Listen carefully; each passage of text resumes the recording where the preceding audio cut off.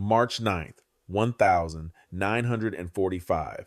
The night air over Tokyo Bay was cold and still, the kind of quiet that soldiers often remember just before everything changes. Far below, the lights of the city flickered across miles of wooden neighborhoods, narrow streets, and crowded homes. For the people sleeping beneath those roofs, it seemed like an ordinary night. But high above the Pacific, hundreds of aircraft were already on their way. At 11:57 p.m., Lieutenant Hiroshi Nakamura pushed his Ki-84 Hayate fighter into a steep climb. The radio in his cockpit crackled with urgent instructions from ground control. 300 American bombers were approaching Tokyo from the south. Altitude 7,000 feet. Speed 230 miles per hour. Time to intercept 15 minutes. Hiroshi had flown dozens of missions against American bombers. He knew their reputation well. Among Japanese pilots, the B-29 Superfortress had earned a grim nickname, the Invincible Fortress. Many fighters had attacked it. Few had returned unharmed, but tonight felt different. For the first time in months, the American bombers were flying low enough for Japanese fighters to reach them easily. The opportunity was rare. The chance to strike might finally be real. What Hiroshi did not know was that within minutes he would discover the true reason why so many Japanese fighters had failed before him. It was not just the guns. It was not just the pilots. It was something far more dangerous, a machine that could think faster than any gunner in the sky. And by the time he understood it, the air war over Japan had already been decided. By early 1945, the war in the Pacific had reached a decisive stage. The Japanese Empire was still fighting, but the balance of power in the air had already begun to shift dramatically. American forces had captured a chain of islands across the western Pacific, including Saipan, Tinian, and Guam. These islands were more than just military victories. They were strategic launch platforms. From these bases, a new type of bomber could now reach the heart of Japan itself. That aircraft was the B-29 Superfortress. It was unlike anything that had appeared in the skies before. With a maximum speed of over 350 miles per hour, a range exceeding 3,000 miles, and the ability to carry massive bomb loads, the B-29 represented a leap forward in aviation technology. It could fly higher, farther, and faster than most Japanese interceptors were designed to handle. But its most revolutionary feature was not its size or range. It was how the aircraft defended itself. Earlier, American bombers relied on gunners positioned in exposed turrets across the aircraft. Each gunner controlled only a small section of the sky. Coordination between positions depended entirely on human reaction and communication. The B-29 introduced something radically different.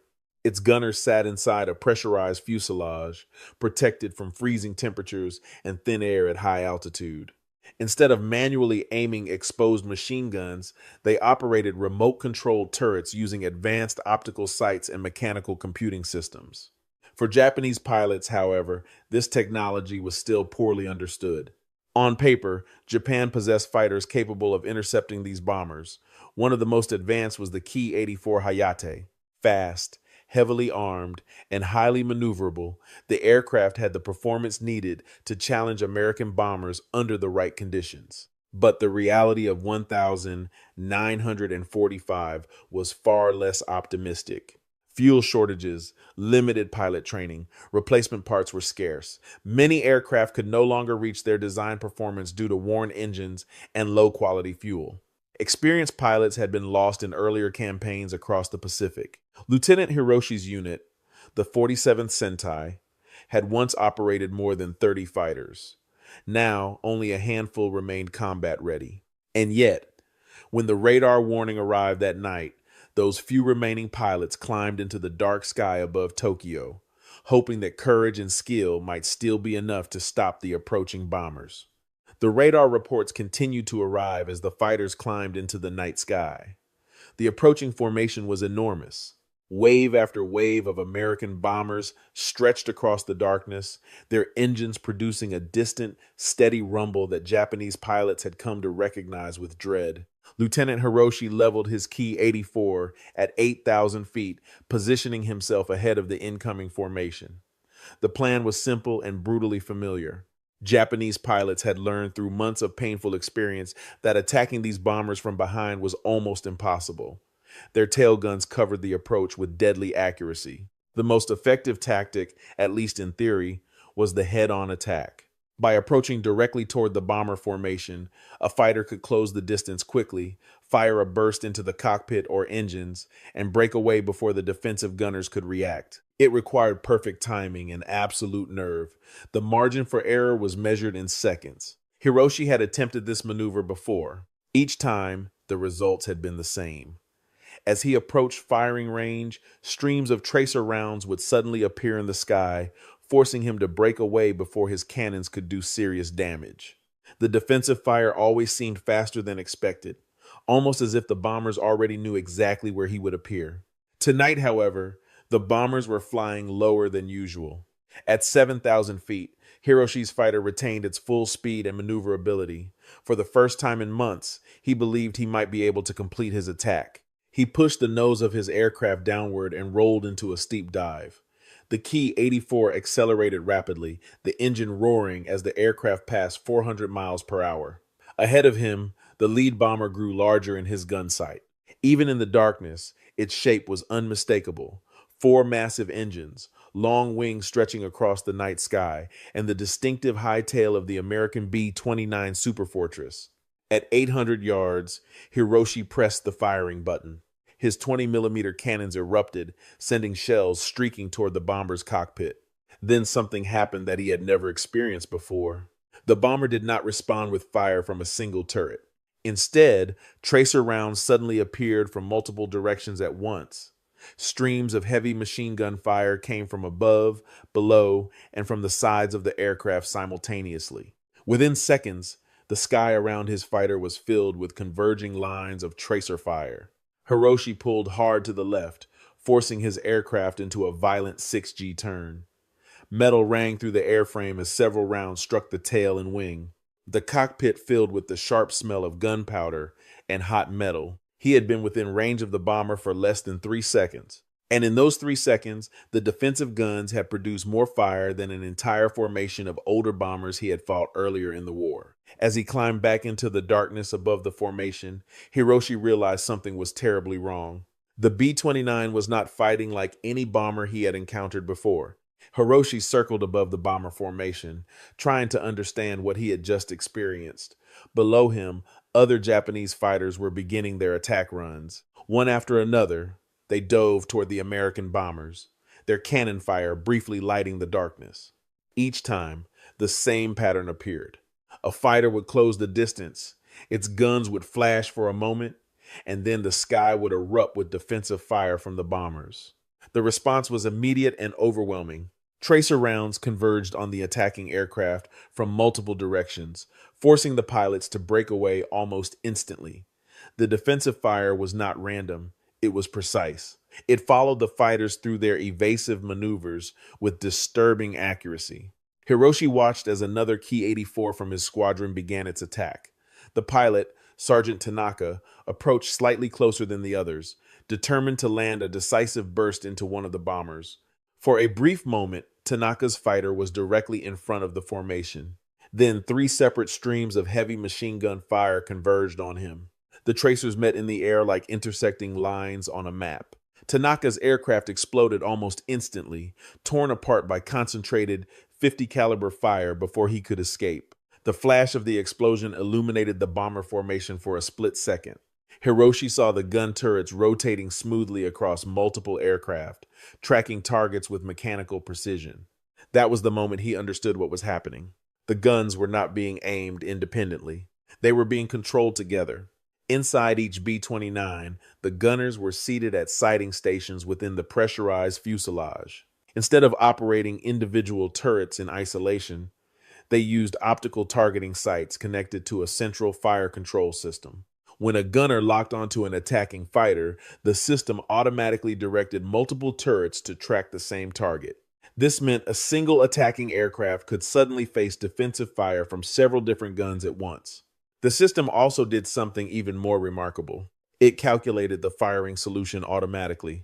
Mechanical analog computers inside the aircraft continuously processed information such as distance to the target, airspeed, altitude, and the relative angle between the bomber and the approaching fighter. These calculations allowed the guns to adjust their aim to compensate for bullet travel time and aircraft movement. A human gunner could estimate these factors with experience. The B-29 system calculated them instantly. This explained everything Hiroshi had seen in previous battles: the impossible tracking speed, the coordinated defensive fire, the accuracy at long range. Japanese fighter tactics had been developed to fight bombers like the B-17 and B-24, where each gunner covered only a limited section of the sky. Against those aircraft, careful positioning and timing could create brief openings for attack. But the B-29 was different. Its defensive system removed those gaps. The aircraft was no longer protected by individual gunners reacting independently. It was protected by a coordinated network of weapons guided by mechanical computation.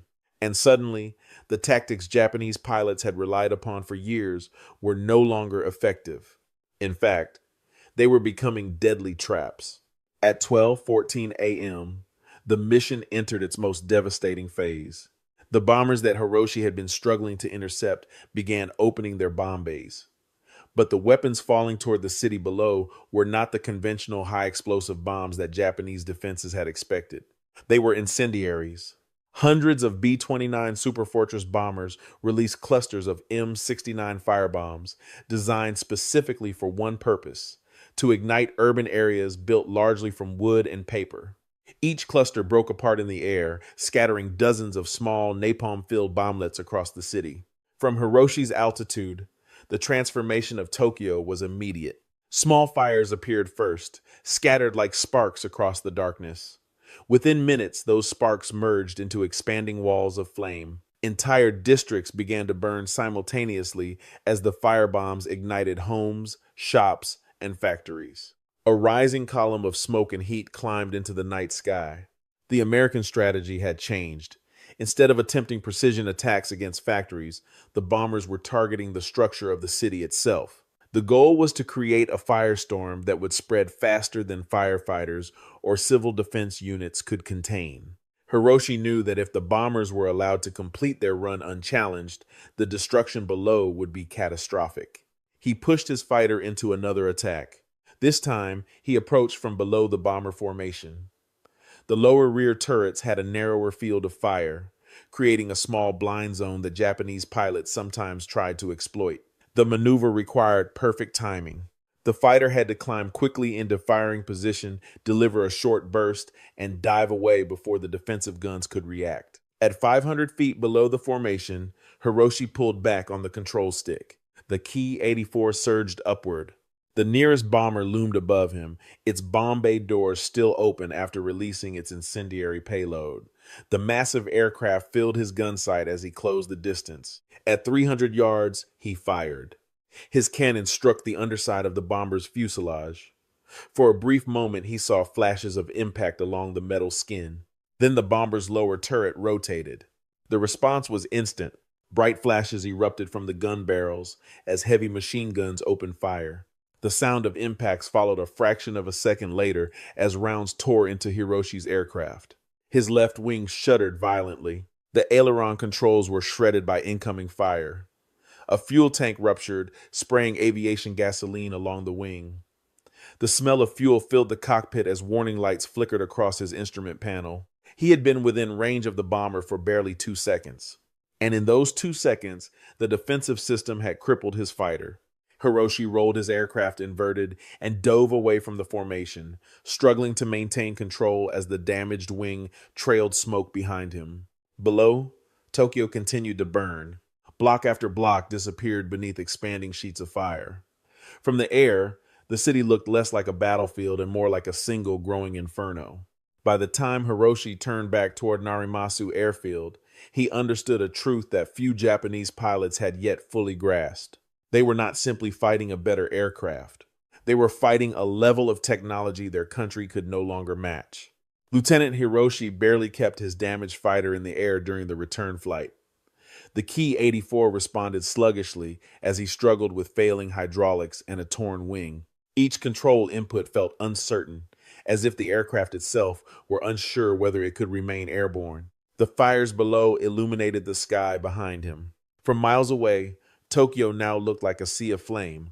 Entire districts had merged into a single expanding inferno as thousands of incendiary bomblets continued to ignite buildings across the city. The rising heat generated violent winds that pulled fresh oxygen into the blaze, intensifying the destruction. Hiroshi finally reached Narimasu Airfield at 1:47 a.m. His landing was rough but successful. As the aircraft rolled to a stop, ground crews rushed toward the fighter with flashlights. What they saw told the story of the battle in the sky. 37 bullet holes had torn through the fuselage and wings. The left wing was shredded, the hydraulic system destroyed, and the fuel tank nearly empty. Hiroshi had survived. Many others had not. Of the 8 Ki-84 fighters from the 47th Sentai that had intercepted the bombers that night, only 3 returned to base. One pilot had been killed instantly when his aircraft exploded in midair. Another crashed while attempting to land. Others were listed as missing, last seen pursuing the American formation over the coast. In less than 90 minutes, the squadron had lost 5 aircraft and 5 experienced pilots, and they had not shot down a single bomber. The raid itself proved devastatingly effective. A total of 334 B-29 Superfortress bombers dropped more than 1,600 tons of incendiary weapons across Tokyo. The resulting firestorm destroyed roughly 16 square miles of the city and killed an estimated 100,000 civilians. Japanese air defenses managed to shoot down 14 bombers during the attack. But the losses on the defending side were far worse. Japanese fighter units lost more than 100 aircraft attempting to stop the raid. The numbers revealed a brutal reality. The technological gap between the two sides had become impossible to overcome. The B-29 Central Fire Control System represented one of the most advanced defensive technologies developed during the Second World War. Created by engineers working for General Electric between 1940 and 1943.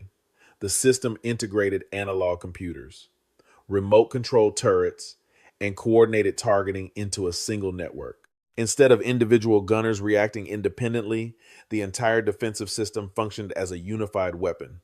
Even when the system malfunctioned, which occasionally happened at extreme altitudes, it still gave American bombers a decisive advantage over attacking fighters. Japanese engineers understood the importance of such integration. But by 1945, their country no longer possessed the industrial capacity or resources needed to build comparable systems. Factories were under constant attack. Fuel was scarce. Training programs had been shortened or abandoned altogether. The discovery Hiroshi made in the sky above Tokyo that night revealed a larger truth about the war. Victory was no longer determined only by bravery or skill in combat. Increasingly, it was decided by technology, manufacturing power, and the ability of a nation to produce advanced weapons faster than its enemies could respond. The B-29 Superfortress represented that reality in its most devastating form. By the end of the war, these bombers would drop more than 160,000 tons of bombs on Japanese cities, destroying dozens of urban centers and killing hundreds of thousands of civilians. For pilots like Hiroshi, the lesson came too late. They had faced an enemy that was not only powerful in the sky, but supported by an industrial machine capable of transforming technology into overwhelming force. The battle above Tokyo on March 9th, 1945 was only one night in a long and brutal war, but it revealed something that would shape the future of warfare. In modern conflict, machines that calculate faster, see farther, and coordinate weapons more effectively can decide the outcome long before the first shot is fired. And in the skies above a burning city, one pilot witnessed that future. The mist clung low over the water that morning, heavy and damp, swallowing sound and softening the edges of the world. From his concrete observation post above the Normandy coast, Klaus Richter had seen this view 100 times before. The same gray horizon, the same restless sea, the same quiet tension that came with waiting for a war that had not yet arrived. But on that morning, something was different. At first, it was only a shadow, an unnatural line where the sea met the sky. Then it grew, darkened, multiplied. What he was seeing did not belong to nature. It did not belong to anything he understood.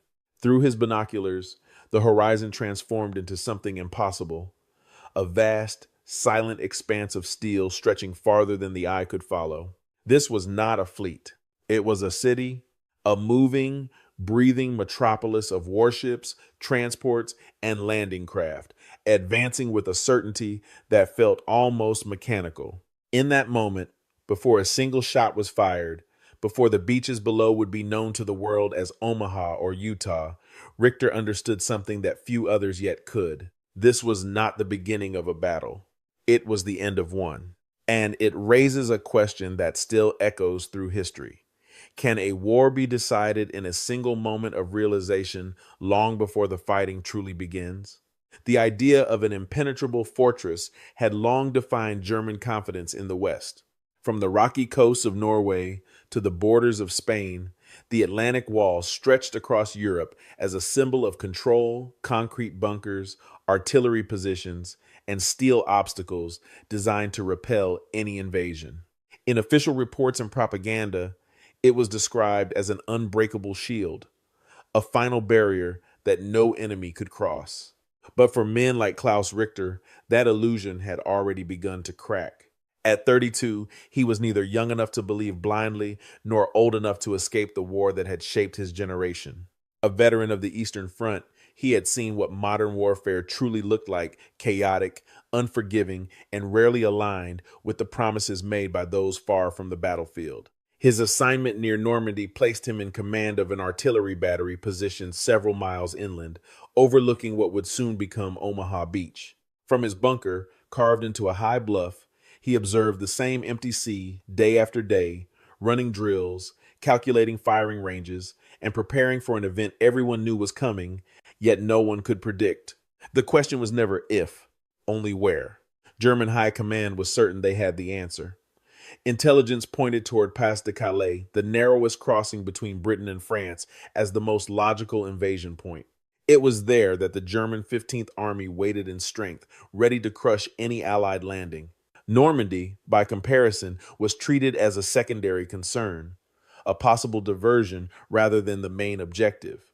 This assumption would prove to be one of the most costly miscalculations of the war. Unbeknownst to the German command, the Allies had orchestrated an elaborate deception, Operation Fortitude, designed to reinforce exactly that belief. Fake armies, false radio traffic, and misleading intelligence reports all pointed toward Calais. And it worked. Even as the real invasion force gathered strength, German defenses in Normandy remained thinner than they should have been. Richter understood these weaknesses more than most. The Atlantic Wall, for all its imposing language, was far from complete. Some bunkers lacked proper reinforcement, minefields were inconsistent, defensive lines, stretched across vast distances, contained gaps that could be exploited by a determined enemy. He had seen local farmers move through areas that were supposedly secured. He had studied firing angles that left blind spots along the coastline. And perhaps most importantly, he understood the men under his command. They were not the hardened shock troops of earlier campaigns. His unit, part of the 352nd Infantry Division, was a mixture of experienced veterans and inexperienced recruits, teenagers barely old enough to fight, alongside older reservists called back into service. They were disciplined. They would follow orders, but they were not invincible. Above them all stood Field Marshal Erwin Rommel, a commander who saw the situation with far greater clarity than many in Berlin. Tasked with strengthening coastal defenses, Rommel moved with urgency, ordering the placement of millions of mines and thousands of steel obstacles along the beach's crude, jagged barriers, the folders grimly referred to as Rommel's asparagus. He believed the outcome of the war in the West would be decided within the first 24 hours of an invasion. If the Allies secured a foothold, their overwhelming air power would prevent any effective German counterattack. The battle, he knew, would be won or lost on the beaches. And yet, on the eve of June 6th, even that urgency faded under a false sense of security. A storm rolled across the channel, bringing high winds and rough seas. German meteorologists concluded that no invasion would be possible under such conditions. The forecast spread quickly through the chain of command. Confidence returned, tension eased. Some senior officers even left their posts, believing there would be time before any attack could occur. Rommel himself was away. So when Richter took his position in the early hours before dawn, the world still felt predictable. The sea was rough, but manageable. The sky was beginning to lighten, and like so many mornings before, it seemed as though nothing would happen. He was watching out of habit, not expectation. And that is precisely why what he saw next felt so impossible. He raised his binoculars again, slower this time, as if speed might somehow distort what he was seeing. But the image only sharpened. The horizon was no longer a distant line separating sea and sky. It had become a solid mass, dark, layered, and expanding by the second. Ships, not dozens, not hundreds, thousands. They stretched from one edge of his vision to the other, an unbroken wall of steel advancing across the English Channel. Larger silhouettes stood out among the mass battleships and cruisers, heavy and deliberate in their movement. Around them, faster destroyers cut through the water with purpose. And filling every gap between them, an endless swarm of landing craft gathered like iron fragments pulled toward a magnetic force. For a moment, Richter did not speak. His mind struggled to process the scale. German intelligence had estimated that any Allied invasion might involve several thousand vessels at most. Even that had seemed ambitious. What lay before him now defied calculation. It was not a fleet assembled for a single operation. It was the concentrated output of entire nations, an industrial force made visible.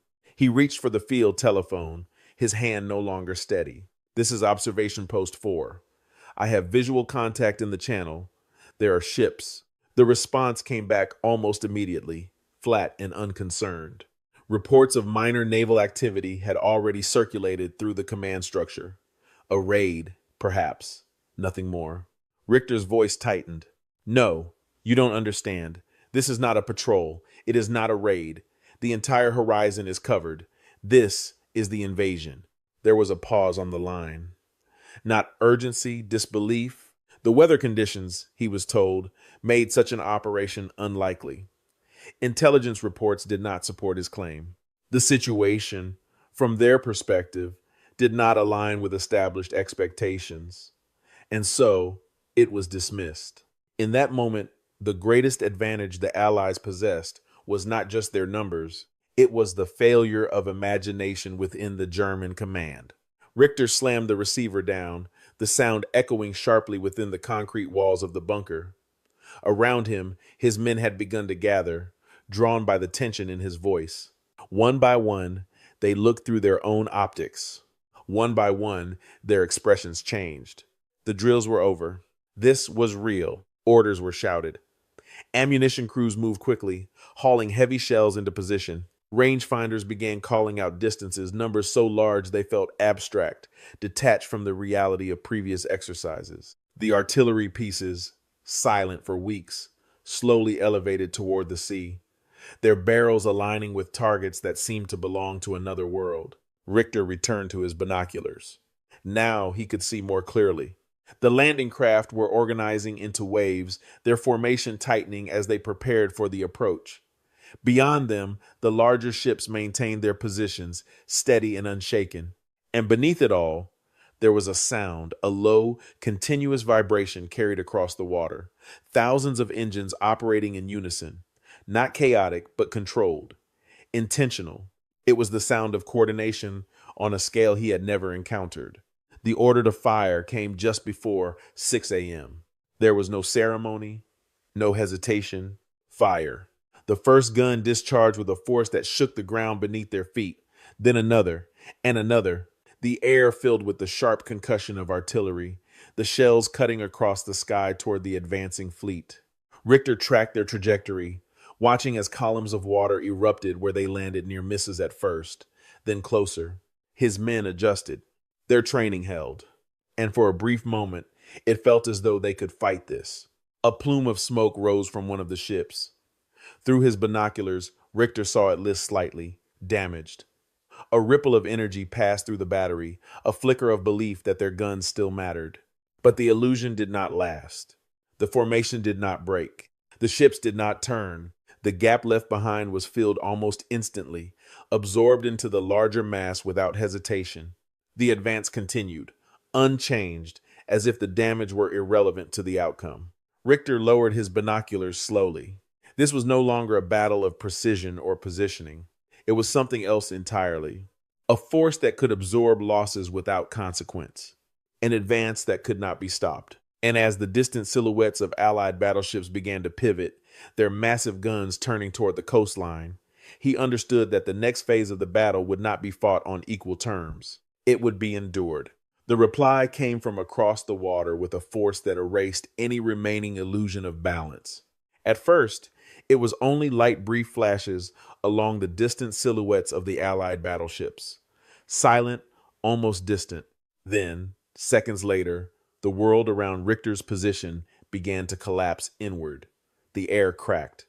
The large shook violently beneath his feet. Columns of earth and debris erupted around the battery as naval shells, each weighing hundreds of kilograms, slammed into the countryside with mechanical precision. This was not return fire. It was systematic destruction. The Atlantic Wall, once imagined as an unbreakable barrier, was now being dismantled piece by a force that operated with industrial efficiency. Each explosion followed another in a relentless sequence, calculated, coordinated, and impossible to evade. The bunker walls trembled. Dust fell from the suck in thin streams, coating the men and their equipment in a fine gray layer. Richter scanned the sky. There was nothing there for them. No German fighters, no protective cover, only the constant movement of Allied aircraft fighters sweeping overhead, bombers moving in organized formations, transport planes passing in steady streams. The airspace belonged entirely to the enemy. German doctrine had always relied on coordinated counterattacks, on the timely arrival of armored divisions supported by air power. But here, in this moment, none of it materialized. The nearest armored force, the 21st Panzer Division, remained immobilized by confusion and command delays. Orders required authorization from the highest levels, and that authorization had not yet come. By the time movement was finally approved, the conditions had already shifted beyond recovery. Without air support, any advance toward the Sahel would be exposed, visible, and vulnerable. And so, the response never truly formed. Richter understood what that meant. This was not a failure of courage. It was a failure of structure. The bombardment intensified. Another direct hit struck one of the nearby gun positions, sending a column of fire into the air. A second impact followed, closer this time. One of his artillery pieces fell silent. Then another. Communication lines failed as cables were severed beneath the ground. The carefully organized system of defense began to fragment into isolated pockets of resistance, each cut off from the next. Still, through the narrow observation slit, he could see the next phase unfolding below. The first wave of landing craft had reached the shoreline. Ramps dropped. Soldiers moved forward into the surf, weighed down by equipment, exposed to machine gun fire from the German positions along Omaha Beach. From his vantage point, Richter could see the chaos clearly. The hesitation, the secount, the bodies accumulating in the water. For a brief moment, it appeared that the Dafar might hold. The Sahel itself had become a killing zone, exactly as it had been designed.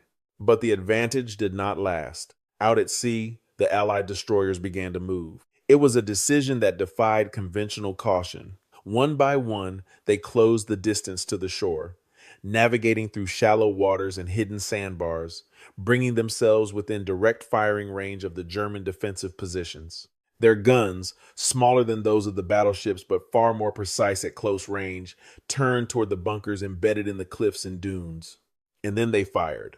Concrete positions that had withstood earlier bombardment began to break apart under concentrated, direct hits. Observation posts were destroyed. Machine gun nests were silenced. The structure of the defense, already weakened, began to collapse under sustained pressure. At the same time, new elements entered the battlefield. Amphibious vehicles emerged from the water, moving from sea to land, without pause. Tanks followed, some equipped with specialized modifications, flails to detonate mines, bridges to cross obstacles, tools designed specifically to counter the very defenses the Germans had relied upon. These machines were not improvised. They were the result of planning, adaptation, and anticipation. The defenders had prepared for an invasion. They had not prepared for this level of problem solving. Richter felt the shift before he fully understood it. The battle below was no longer a contest of positions. It had become a process, a methodical reduction of resistance carried out with coordination between sea, air, and land forces. Each German strong point that fired revealed its position. Each revealed position was targeted, and each target eventually was eliminated. Another explosion struck nearby. The shockwave pushed through the bunker, forcing Richter to steady himself against the wall. The telephone line at his side was dead. His command was no longer connected to any larger structure. What remained was local, immediate, and finite. He looked once more toward the horizon. Beyond the first waves of landing craft, more were already advancing. Behind them, the larger ships remained in position. And further still, barely visible through the haze, the rest of the armada waited unchanged, undiminished. It did not feel like something that could be stopped, only something that could continue. And in that realization, the outcome of the day and perhaps the entire campaign had already been decided. As the bombardment reached its peak, something shifted within Richter that had little to do with tactics or immediate survival. The calculations, the firing adjustments, the disciplined routines of artillery, command, all of it began to fade beneath a deeper realization. He was no longer looking at a battlefield. He was looking at a system. Through the narrow lens of his binoculars, past the smoke and flashes of naval fire, he began to imagine what lay behind it all. Not just the ships or the soldiers moving toward the shore, but the machinery that had made this moment possible. Factories operating day and night, assembly lines stretching across entire cities, rail networks, fuel supplies, logistics chains, all synchronized into a single, overwhelming force. This was not improvisation. It was production. In that instant, the scale of the invasion ceased to be shocking. It became inevitable. The imbalance was no longer measured in courage or training, but in output. The Allies were not simply deploying an army, they were deploying the full capacity of their industrial economies. Every ship in the channel, every aircraft overhead, every vehicle approaching the shore was a reflection of that deeper foundation. Richter thought of the German war machine. He knew its strengths. He had seen its precision on the Eastern Front. He had witnessed the effectiveness of its armored units, the Tiger and Panther tanks, feared by their enemies for their firepower and protection. But he also knew their limitations. They were complex, difficult to maintain, slow to produce. Across the water, the Allied approach was different, less refined, perhaps, but relentless. For every German tank, there would be many more arriving to replace it. For every aircraft shot down, another would take its place. The numbers did not simply favor the Allies, they overwhelmed the very concept of balance. This was not a contest that could be stabilized. It could only move in one direction. Up above, the sky confirmed it. Allied aircraft moved in continuous patterns, fighters securing the airspace, bombers striking inland positions, transport planes delivering reinforcements. The absence of German air power was not just noticeable, it was defining. Without control of the sky, every movement on the ground became exposed. Every attempt at coordination became vulnerable. And so, the German response remained fragmented. Armored divisions, held back by rigid command structures, failed to arrive in time. Decisions that required rapid execution were delayed by layers of authority. By the time orders were issued, the conditions that had justified them no longer existed. Richter did not interpret this as incompetence. He saw it as a structural failure, an inability to adapt to the speed and scale of modern warfare. The ideology that had driven the war effort promised resilience, unity, and ultimate victory. But here, on the Normandy coast, those promises held no practical value. Determination could not compensate for the absence of fuel. Belief could not replace destroyed equipment. and no amount of discipline could overcome a system that produced more, moved faster, and coordinated better. The realization was not dramatic. It was quiet, almost mathematical. He and his men were not losing because they lacked skill. They were losing because they existed within a system that could no longer sustain the demands placed upon it. The outcome had been determined long before this morning decided in factories, in production quotas, in logistical planning carried out far from the battlefield. What remained now was only the execution of that outcome. Below him, the fighting continued. The beach was still contested. The sound of gunfire, explosions, and shouted commands carried upward through the smoke-filled air, but it no longer felt like a struggle that could change direction. It felt like momentum. And momentum, once established at this scale, could not be reversed. For Richter, the war had not ended, but its result had already become clear. By the time the sun had fully risen over the Normandy coast, the battle below had already begun to take on a different character. What had started as a desperate defense was now unraveling under pressure that no static line could withstand. From his damaged position, Richter could see the transformation unfolding in stages. The first waves of Allied soldiers, many of whom had been cut down in the surf, were no longer pinned in place. Small groups had found cover. Others pushed forward through gaps in the defenses.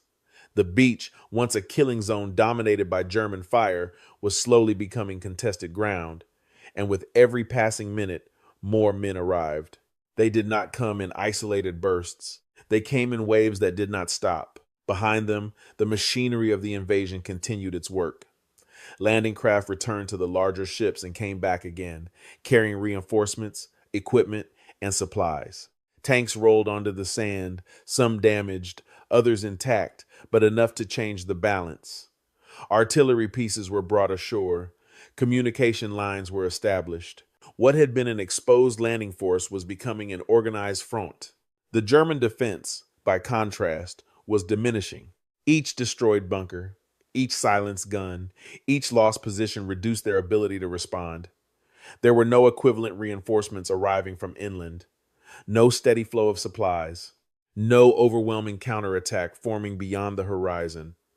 What remained were isolated units, fighting with what they had, cut off from a larger operational structure. Richter's own battery had been reduced to fragments. One gun remained operational, firing intermittently as ammunition allowed.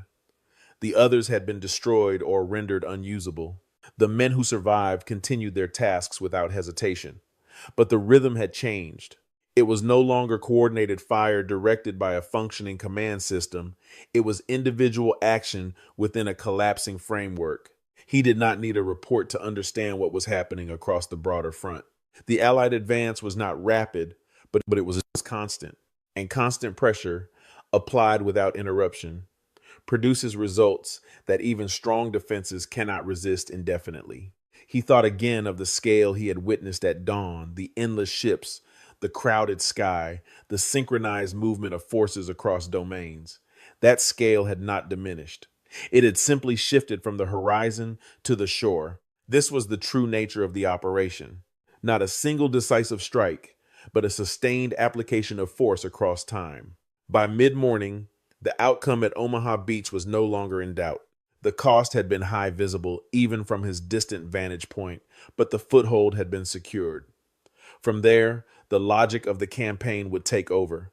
Reinforcements would continue to arrive. Supply lines would expand. Pressure would extend inland. And with each passing day, the imbalance would grow. The war in Normandy would continue for weeks, fought through hedgerows, villages, and fields that limited visibility and slowed movement. It would be costly for both sides. But those future battles, however intense, would not alter the fundamental equation established on this day. Germany could not replace its losses at the same rate. The Allies could. For Richter and the men like him who survived that morning, the realization did not end their participation in the war. Orders would still be followed. Positions would still be defended. Engagements would still take place. But the expectation of victory, the belief that their efforts could change the final outcome, had already disappeared. It had vanished with the morning mist. Historians often point to the final battles in Berlin as the end of the Third Reich.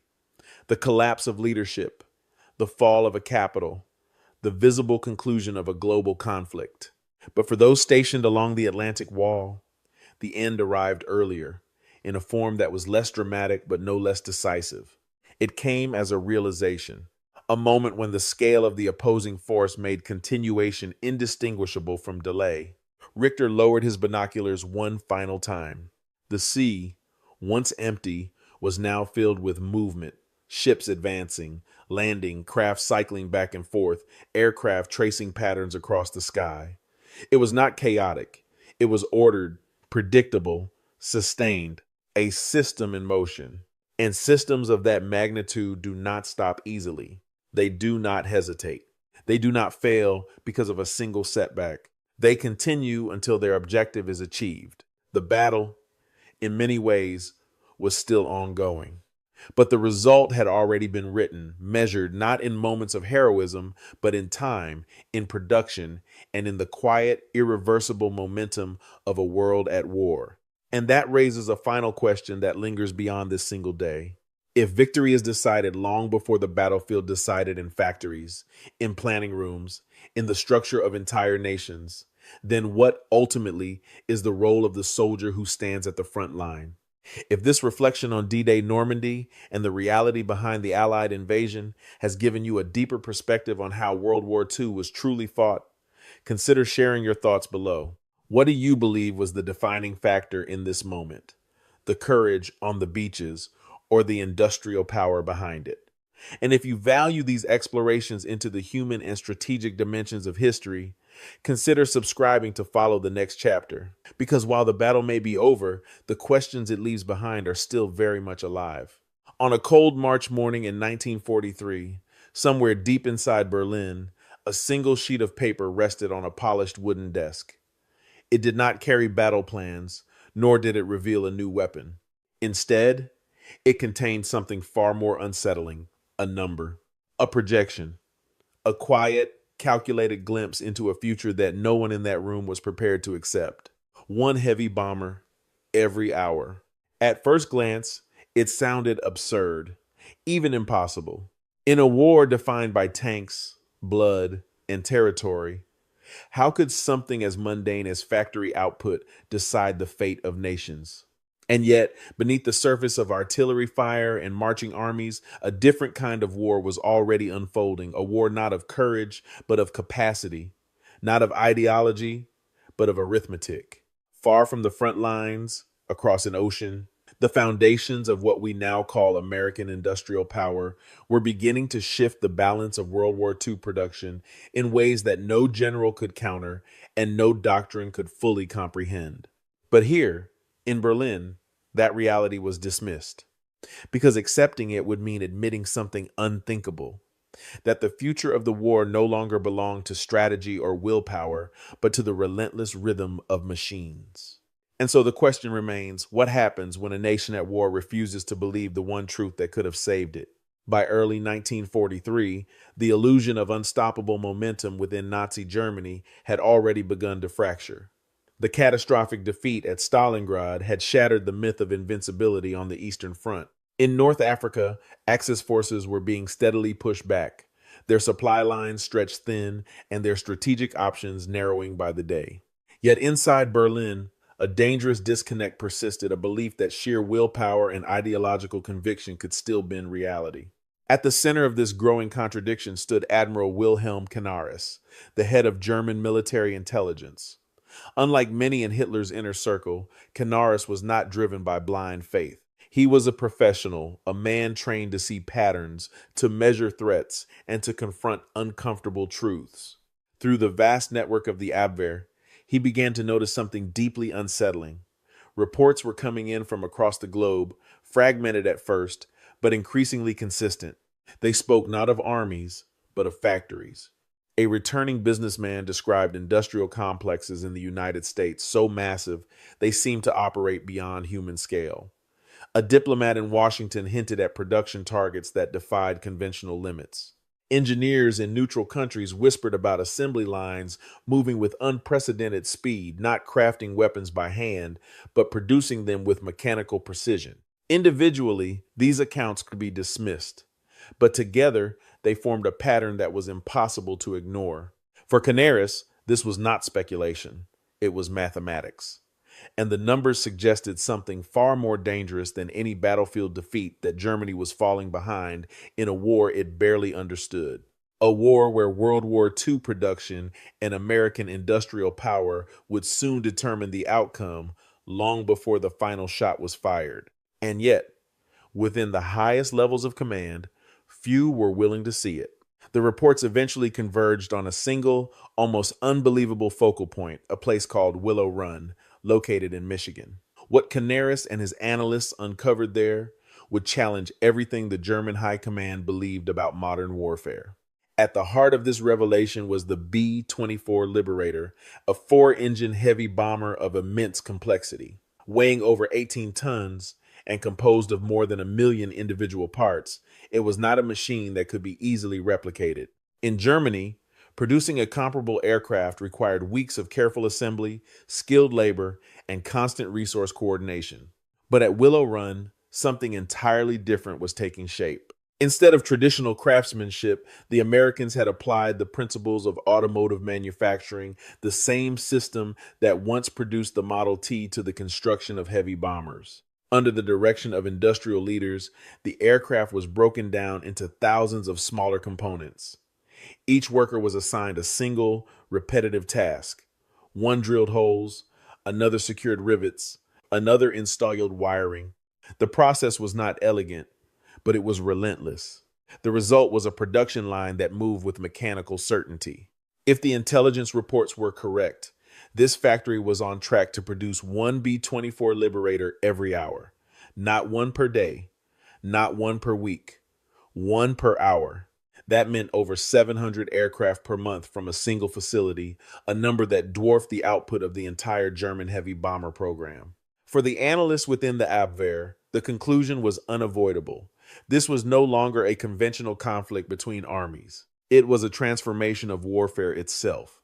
The side that could produce more, faster, and at greater scale would inevitably prevail. This was the true meaning of American industrial power, and it was rapidly redefining the nature of World War II production. But even as the evidence became overwhelming, the implications remained too disturbing for many in Berlin to accept. When Admiral Canaris brought these findings forward, he was not presenting a theory. He was presenting a conclusion, one drawn from verified intelligence, cross-checked reports, and the cold logic of numbers. But inside the upper ranks of Nazi leadership, logic was no longer the dominant force. Hermann Göring, head of the Luftwaffe and one of the most powerful men in the Third Reich, reacted not with concern, but with ridicule. To him, the idea that the United States could mass produce complex aircraft at such a rate was laughable. Americans, in his view, were manufacturers of consumer goods, refrigerators, razor blades, not instruments of war. His dismissal was not based on analysis, but on belief. And belief, within the Nazi system, often outweighed evidence. For Göring to accept the reality of Willow Run would have meant admitting a catastrophic failure not only of intelligence, but of his own leadership.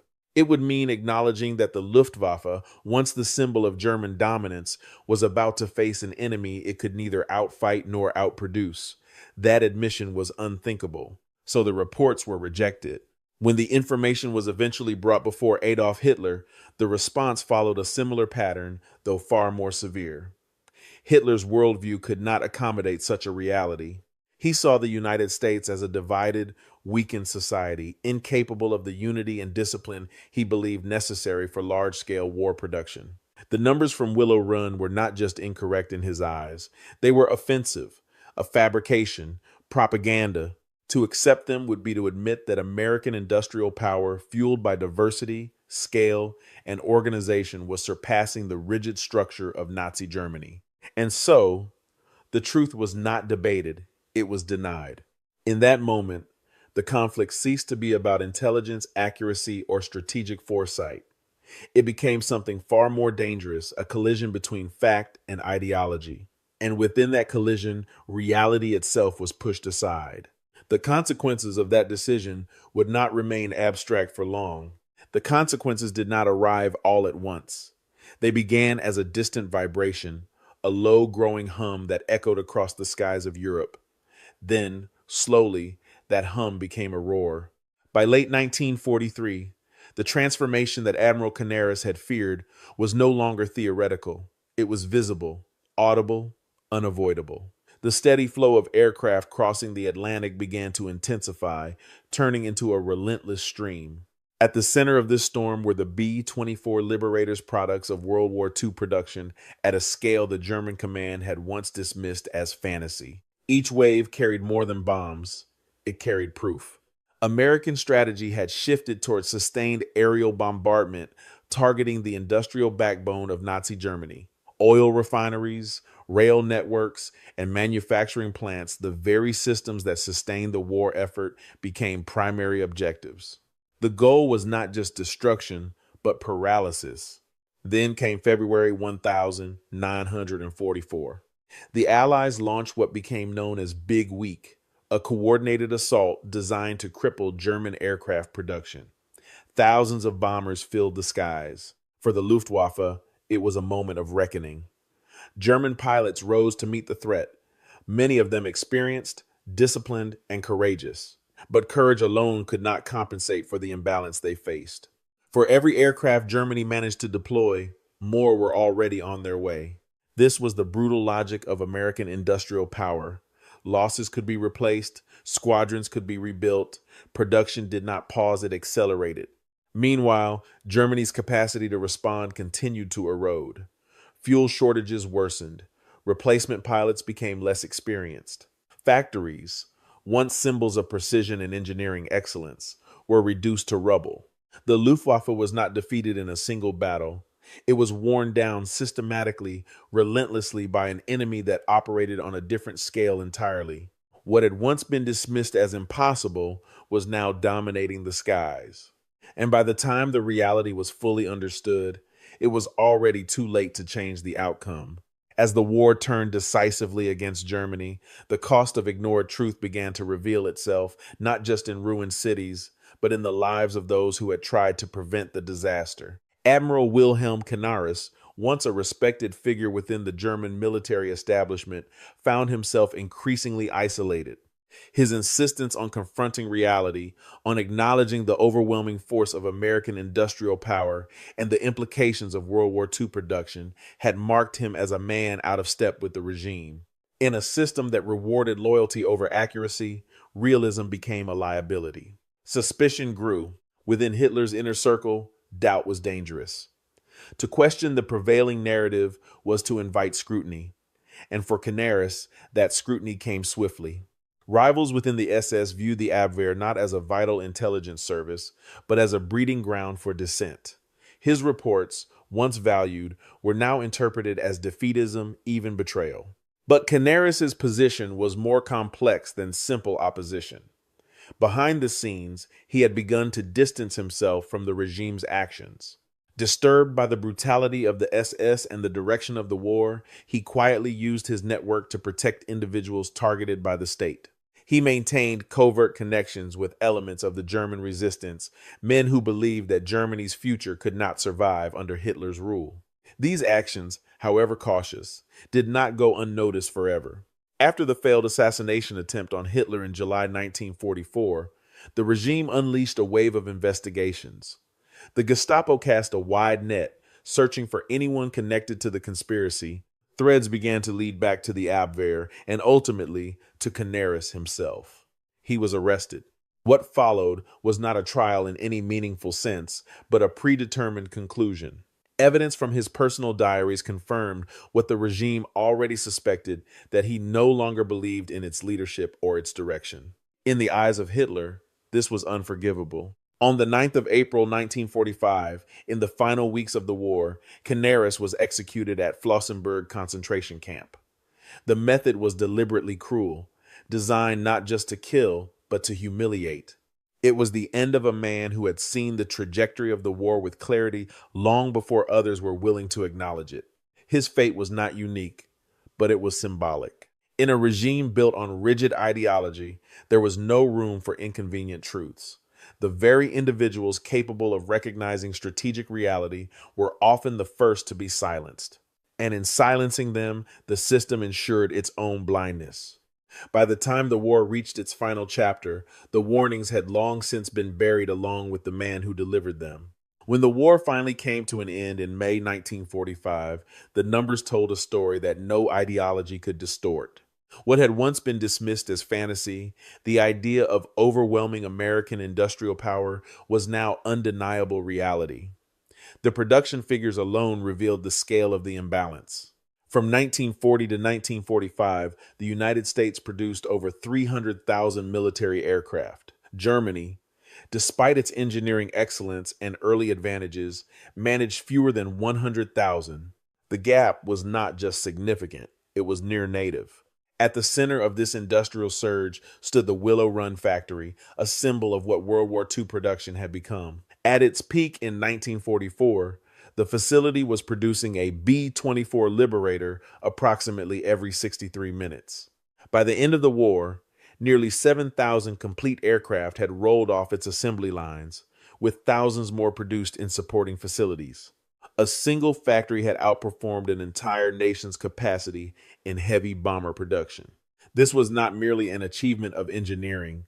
It was the triumph of a system, one that harnessed scale, organization, and human diversity to achieve results that traditional models could not replicate. Workers from different backgrounds, skill levels, and experiences contributed to a unified effort, transforming complexity into repetition and repetition into efficiency. Meanwhile, Germany's failure was not rooted in a lack of information. The intelligence had been gathered, the reports had been delivered, the warning signs had been clear. The failure was one of acceptance. Faced with evidence that contradicted their worldview, the leadership of Nazi Germany chose denial. They placed faith in ideology over analysis, in belief over calculation, and in doing so, they surrendered the very advantage they needed most, the ability to adapt. History often remembers battles, generals, and turning points on the battlefield. But sometimes, the decisive moment occurs elsewhere in a quiet room over a single piece of paper where truth is either accepted or rejected. The story of Willow Run is not just about factories or aircraft. It is about the consequences of ignoring reality. It is a reminder that in any conflict, whether military, political, or personal, the greatest danger is not the enemy we face, but the truth we refuse to see. So as we look back on this chapter of history, one question remains. If the warnings had been heeded, would the outcome have been any different? If you value stories that uncover the hidden forces behind history's greatest events, consider joining us for the next exploration. Because sometimes the most important battles are the ones that never make it to the front lines. The sky was clear that morning, but nothing about what followed would remain simple. At 8,000 feet above occupied Europe, a seasoned pilot believed he understood the rules of survival.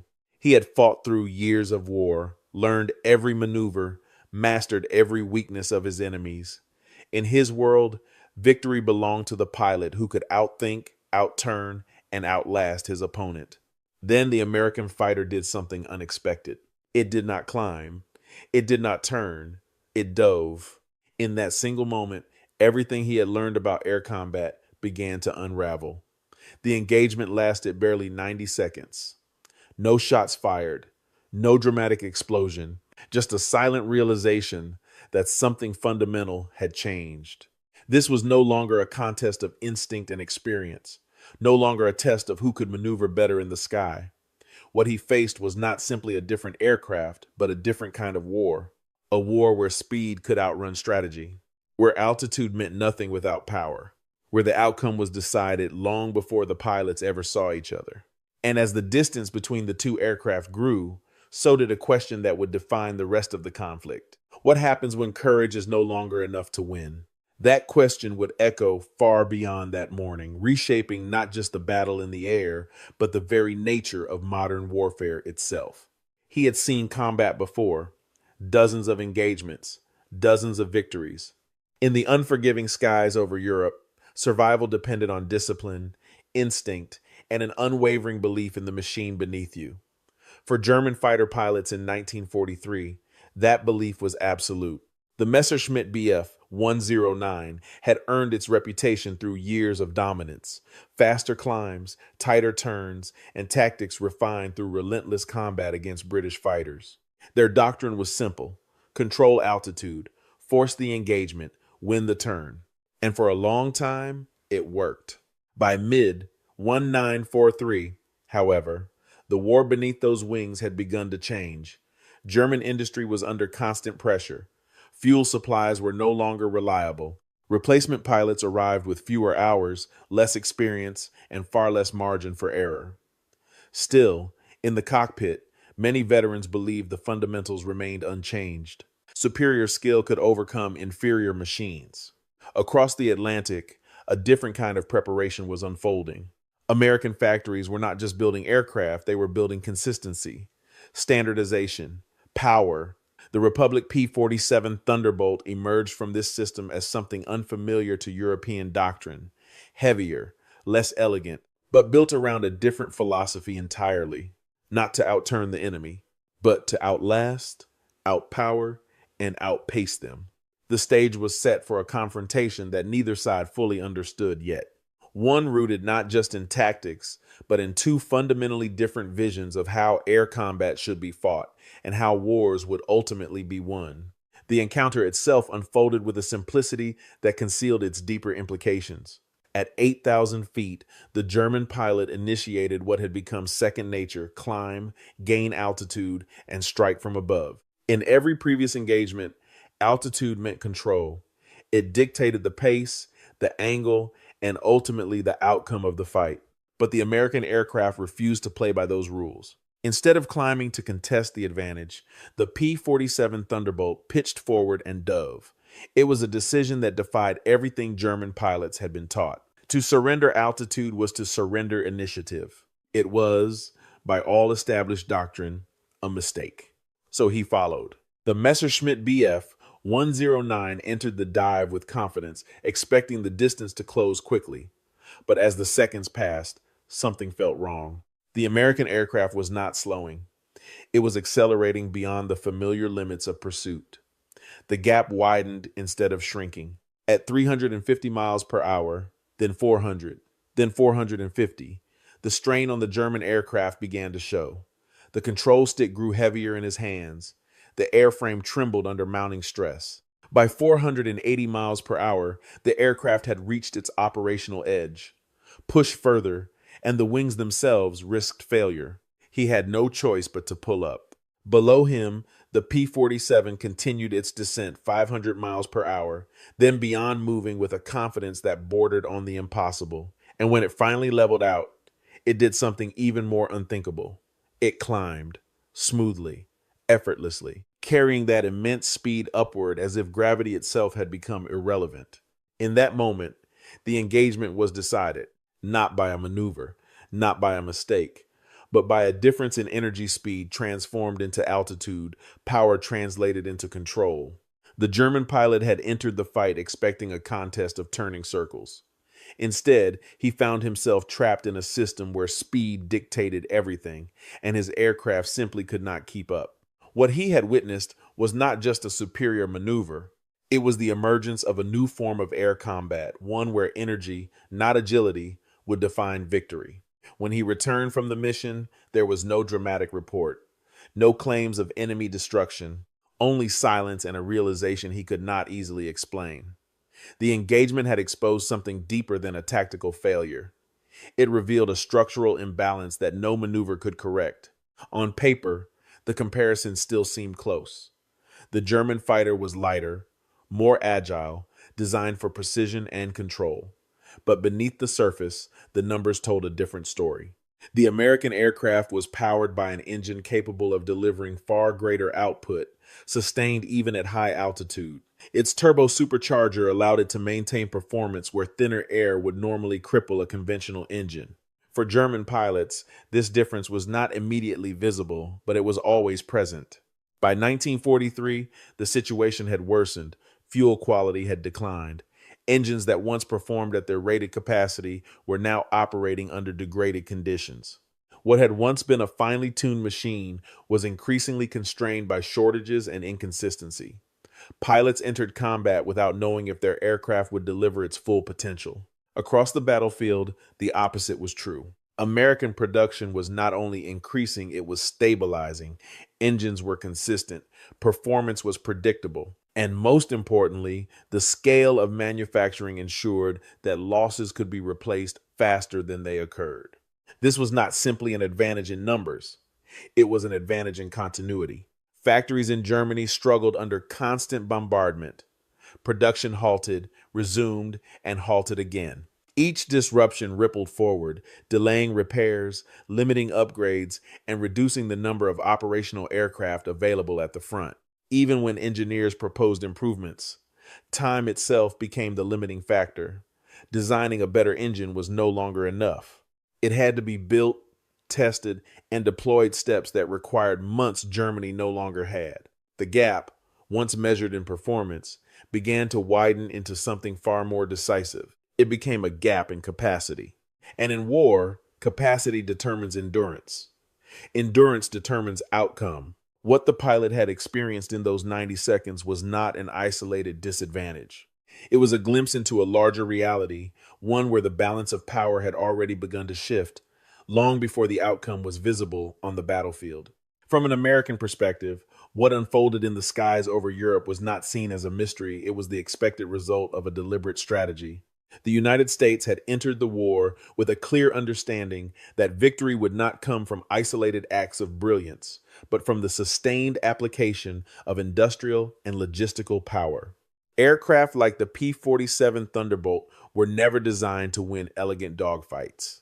They were designed to function as part of a larger system, one that integrated manufacturing, pilot training, maintenance, and deployment into a continuous cycle. Each component reinforced the other. Each loss could be absorbed, replaced, and learned from without breaking the structure as a whole. American pilot training reflected this philosophy. New pilots arrived in combat not as individuals expected to improvise under pressure, but as participants in a system that emphasized standard procedures, coordinated tactics, and overwhelming support. They flew with the confidence that their aircraft would perform as expected and that reinforcements would always follow. For Germany, the situation evolved in the opposite direction. As losses mounted, the reliance on individual skill became more pronounced, but also more fragile. Experienced pilots were irreplaceable. Each loss diminished not only combat strength, but institutional knowledge. Training programs shortened, standards declined. The burden shifted increasingly onto fewer and fewer veterans. This divergence was not limited to the air war. Across the global stage, the same pattern emerged. Nations that could sustain production, maintain supply lines, and adapt their systems gained a decisive advantage over those that relied on initial superiority or isolated excellence. The lesson was stark, and it extended far beyond the cockpit. Modern warfare had become a contest of systems, of economies, industries, and infrastructures. Tactical brilliance could still win battles, but only systemic strength could win wars. And by 1943, that balance had already begun to favor one side irreversibly. By the final years of the war, the outcome was no longer a question of possibility, but of time. Pilots on both sides continued to fly, continued to fight, continued to rely on their training and instincts. But beneath those individual efforts, the larger structure had already determined the direction of the conflict. The German fighter force did not collapse in a single moment. It faded, gradually, then suddenly. Fewer aircraft in the sky, fewer experienced pilots returning from missions. Each loss carried more weight than the last, until even small engagements began to erode the ability to sustain operations. The machines themselves remained formidable in the right conditions, but those conditions were becoming increasingly rare.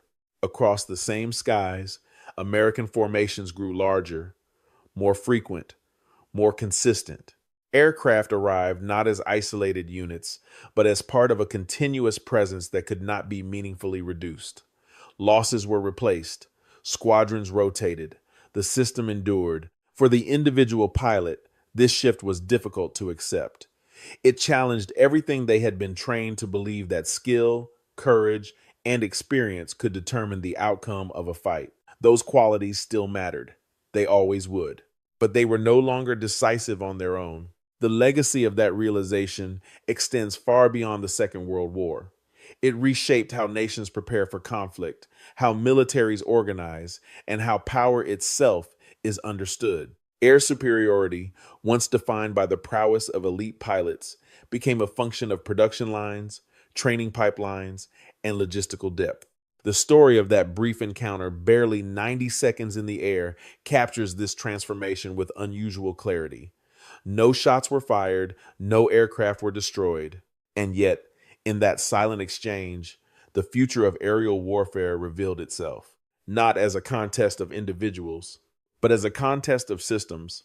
If there is a lesson to carry forward, it is not about one aircraft defeating another. It is about understanding the forces that operate beyond the visible battlefield, the factories, the engineers, the instructors, and the structures that sustain them all. Because in the end, wars are not decided in moments of brilliance alone. They are decided by what stands behind those moments. If this story made you reflect on how wars are truly won, consider sharing your perspective. What do you believe matters more in modern conflict, individual excellence, or systemic strength? Your insight might add another layer to a history that is still being interpreted today. And if you want to explore more stories like this, where the outcome of history is shaped not just by what happens in battle, but by everything that makes battle possible, stay with us for the next chapter. The sky was clear that morning, but nothing about what followed would remain simple. At 8,000 feet above occupied Europe, a seasoned pilot believed he understood the rules of survival. He had fought through years of war, learned every maneuver, mastered every weakness of his enemies. In his world, victory belonged to the pilot who could outthink, outturn, and outlast his opponent. Then the American fighter did something unexpected. It did not climb. It did not turn. It dove. In that single moment, everything he had learned about air combat began to unravel. The engagement lasted barely 90 seconds. No shots fired, no dramatic explosion, just a silent realization that something fundamental had changed. This was no longer a contest of instinct and experience, no longer a test of who could maneuver better in the sky. What he faced was not simply a different aircraft, but a different kind of war. A war where speed could outrun strategy, where altitude meant nothing without power, where the outcome was decided long before the pilots ever saw each other. And as the distance between the two aircraft grew, so did a question that would define the rest of the conflict. What happens when courage is no longer enough to win? That question would echo far beyond that morning, reshaping not just the battle in the air, but the very nature of modern warfare itself. He had seen combat before, dozens of engagements, dozens of victories. In the unforgiving skies over Europe, survival depended on discipline, instinct, and an unwavering belief in the machine beneath you. For German fighter pilots in 1943, that belief was absolute.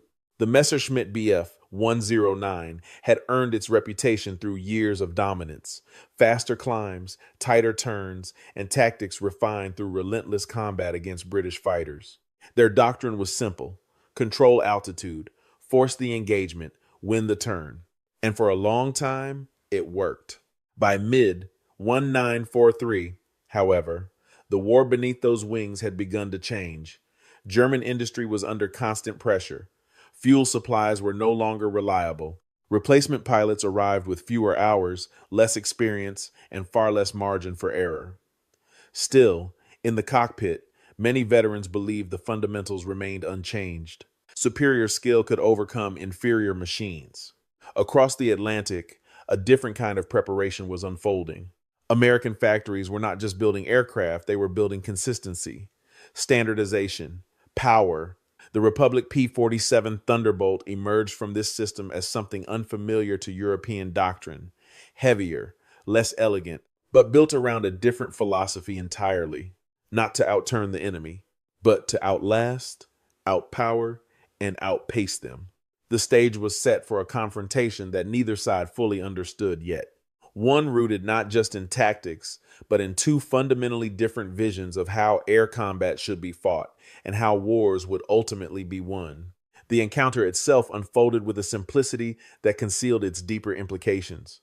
At 8,000 feet, the German pilot initiated what had become second nature: climb, gain altitude, and strike from above. In every previous engagement, altitude meant control. It dictated the pace, the angle, and ultimately the outcome of the fight. But the American aircraft refused to play by those rules. Instead of climbing to contest the advantage, the P-47 Thunderbolt pitched forward and dove. It was a decision that defied everything German pilots had been taught. To surrender altitude was to surrender initiative. It was, by all established doctrine, a mistake. So he followed. The Messerschmitt Bf 109 entered the dive with confidence, expecting the distance to close quickly. But as the seconds passed, something felt wrong. The American aircraft was not slowing. It was accelerating beyond the familiar limits of pursuit. The gap widened instead of shrinking. At 350 miles per hour, then 400, then 450, the strain on the German aircraft began to show. The control stick grew heavier in his hands. The airframe trembled under mounting stress. By 480 miles per hour, the aircraft had reached its operational edge. Push further, and the wings themselves risked failure. He had no choice but to pull up. Below him, the P-47 continued its descent 500 miles per hour, then beyond, moving with a confidence that bordered on the impossible. And when it finally leveled out, it did something even more unthinkable. It climbed, smoothly, effortlessly, carrying that immense speed upward as if gravity itself had become irrelevant. In that moment, the engagement was decided, not by a maneuver, not by a mistake, but by a difference in energy speed transformed into altitude, power translated into control. The German pilot had entered the fight expecting a contest of turning circles. Instead, he found himself trapped in a system where speed dictated everything, and his aircraft simply could not keep up. What he had witnessed was not just a superior maneuver. It was the emergence of a new form of air combat, one where energy, not agility, would define victory.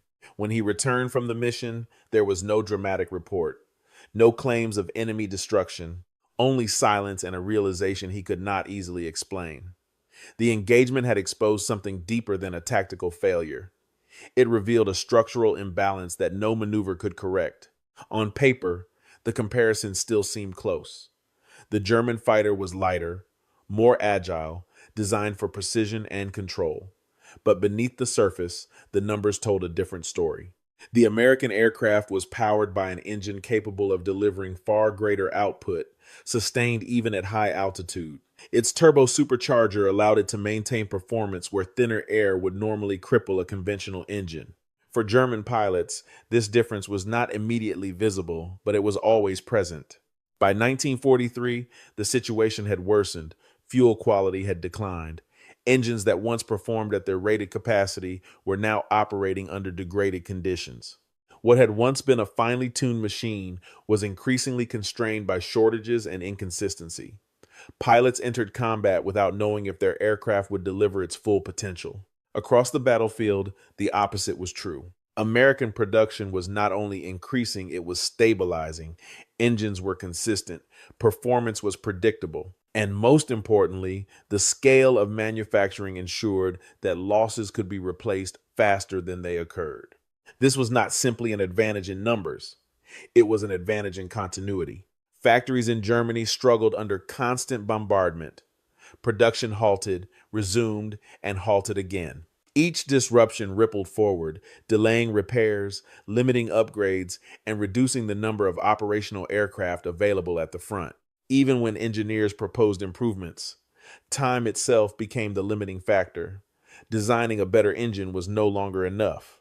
It had to be built, tested, and deployed, steps that required months Germany no longer had. The gap, once measured in performance, began to widen into something far more decisive. It became a gap in capacity. And in war, capacity determines endurance. Endurance determines outcome. What the pilot had experienced in those 90 seconds was not an isolated disadvantage. It was a glimpse into a larger reality, one where the balance of power had already begun to shift, long before the outcome was visible on the battlefield. From an American perspective, what unfolded in the skies over Europe was not seen as a mystery. It was the expected result of a deliberate strategy. The United States had entered the war with a clear understanding that victory would not come from isolated acts of brilliance, but from the sustained application of industrial and logistical power. Aircraft like the P-47 Thunderbolt were never designed to win elegant dogfights. They were designed to function as part of a larger system, one that integrated manufacturing, pilot training, maintenance, and deployment into a continuous cycle. Each component reinforced the other. Each loss could be absorbed, replaced, and learned from without breaking the structure as a whole. American pilot training reflected this philosophy. New pilots arrived in combat not as individuals expected to improvise under pressure, but as participants in a system that emphasized standard procedures, coordinated tactics, and overwhelming support. They flew with the confidence that their aircraft would perform as expected and that reinforcements would always follow. For Germany, the situation evolved in the opposite direction. As losses mounted, the reliance on individual skill became more pronounced, but also more fragile. Experienced pilots were irreplaceable. Each loss diminished not only combat strength, but institutional knowledge. Training programs shortened, standards declined. The burden shifted increasingly onto fewer and fewer veterans. This divergence was not limited to the air war. Across the global stage, the same pattern emerged. Nations that could sustain production, maintain supply lines, and adapt their systems gained a decisive advantage over those that relied on initial superiority or isolated excellence. The lesson was stark, and it extended far beyond the cockpit. Modern warfare had become a contest of systems, of economies, industries, and infrastructures. Tactical brilliance could still win battles, but only systemic strength could win wars. And by 1943, that balance had already begun to favor one side irreversibly. By the final years of the war, the outcome was no longer a question of possibility, but of time. Pilots on both sides continued to fly, continued to fight, continued to rely on their training and instincts. But beneath those individual efforts, the larger structure had already determined the direction of the conflict. The German fighter force did not collapse in a single moment. It faded, gradually, then suddenly. Fewer aircraft in the sky, fewer experienced pilots returning from missions. Each loss carried more weight than the last, until even small engagements began to erode the ability to sustain operations. The machines themselves remained formidable in the right conditions, but those conditions were becoming increasingly rare. Across the same skies, American formations grew larger, more frequent, more consistent.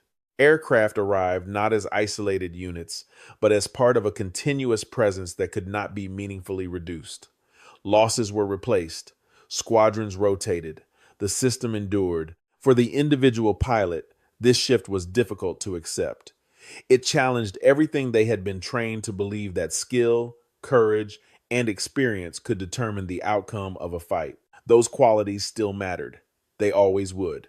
But they were no longer decisive on their own. The legacy of that realization extends far beyond the Second World War. It reshaped how nations prepare for conflict, how militaries organize, and how power itself is understood. Air superiority, once defined by the prowess of elite pilots, became a function of production lines, training pipelines, and logistical depth. The story of that brief encounter, barely 90 seconds in the air, captures this transformation with unusual clarity. No shots were fired, no aircraft were destroyed. And yet, in that silent exchange, the future of aerial warfare revealed itself, not as a contest of individuals, but as a contest of systems. If there is a lesson to carry forward, it is not about one aircraft defeating another. It is about understanding the forces that operate beyond the visible battlefield, the factories, the engineers, the instructors, and the structures that sustain them all. Because in the end, wars are not decided in moments of brilliance alone. They are decided by what stands behind those moments. If this story made you reflect on how wars are truly won, consider sharing your perspective. What do you believe matters more in modern conflict, individual excellence, or systemic strength? Your insight might add another layer to a history that is still being interpreted today. And if you want to explore more stories like this, where the outcome of history is shaped not just by what happens in battle, but by everything that makes battle possible. Stay with us for the next chapter. That the world seemed reduced to a dim circle of cold glass and humming engines. A PBY Catalina drifted through that Aleutian haze on July 10, 1942, its crew flying blind over a landscape they could barely imagine, much less see. The wind pushed low clouds against the barren slopes below, and every officer on board knew that one wrong bearing out here meant vanishing into the Pacific without a trace. Machinist, mate Albert Knack pressed his face to the window, scanning the gray void for any sign of land. Then he saw an impossible shape in a lonely valley half a mile inland. An airplane, upside down, tail jutting toward the sky. The red circle of the rising sun still bright against the grass. A Japanese Zero fighter, whole enough to be almost eerie, as if it had simply fallen asleep in the marsh. None of the men aboard the Catalina knew that this moment of chance, born from fog fatigue and a pilot's dead reckoning error, would give America something it desperately lacked in the Pacific War, a way to understand the machine that had been cutting down U.S. pilots at staggering rates. What secret could one fallen aircraft hold?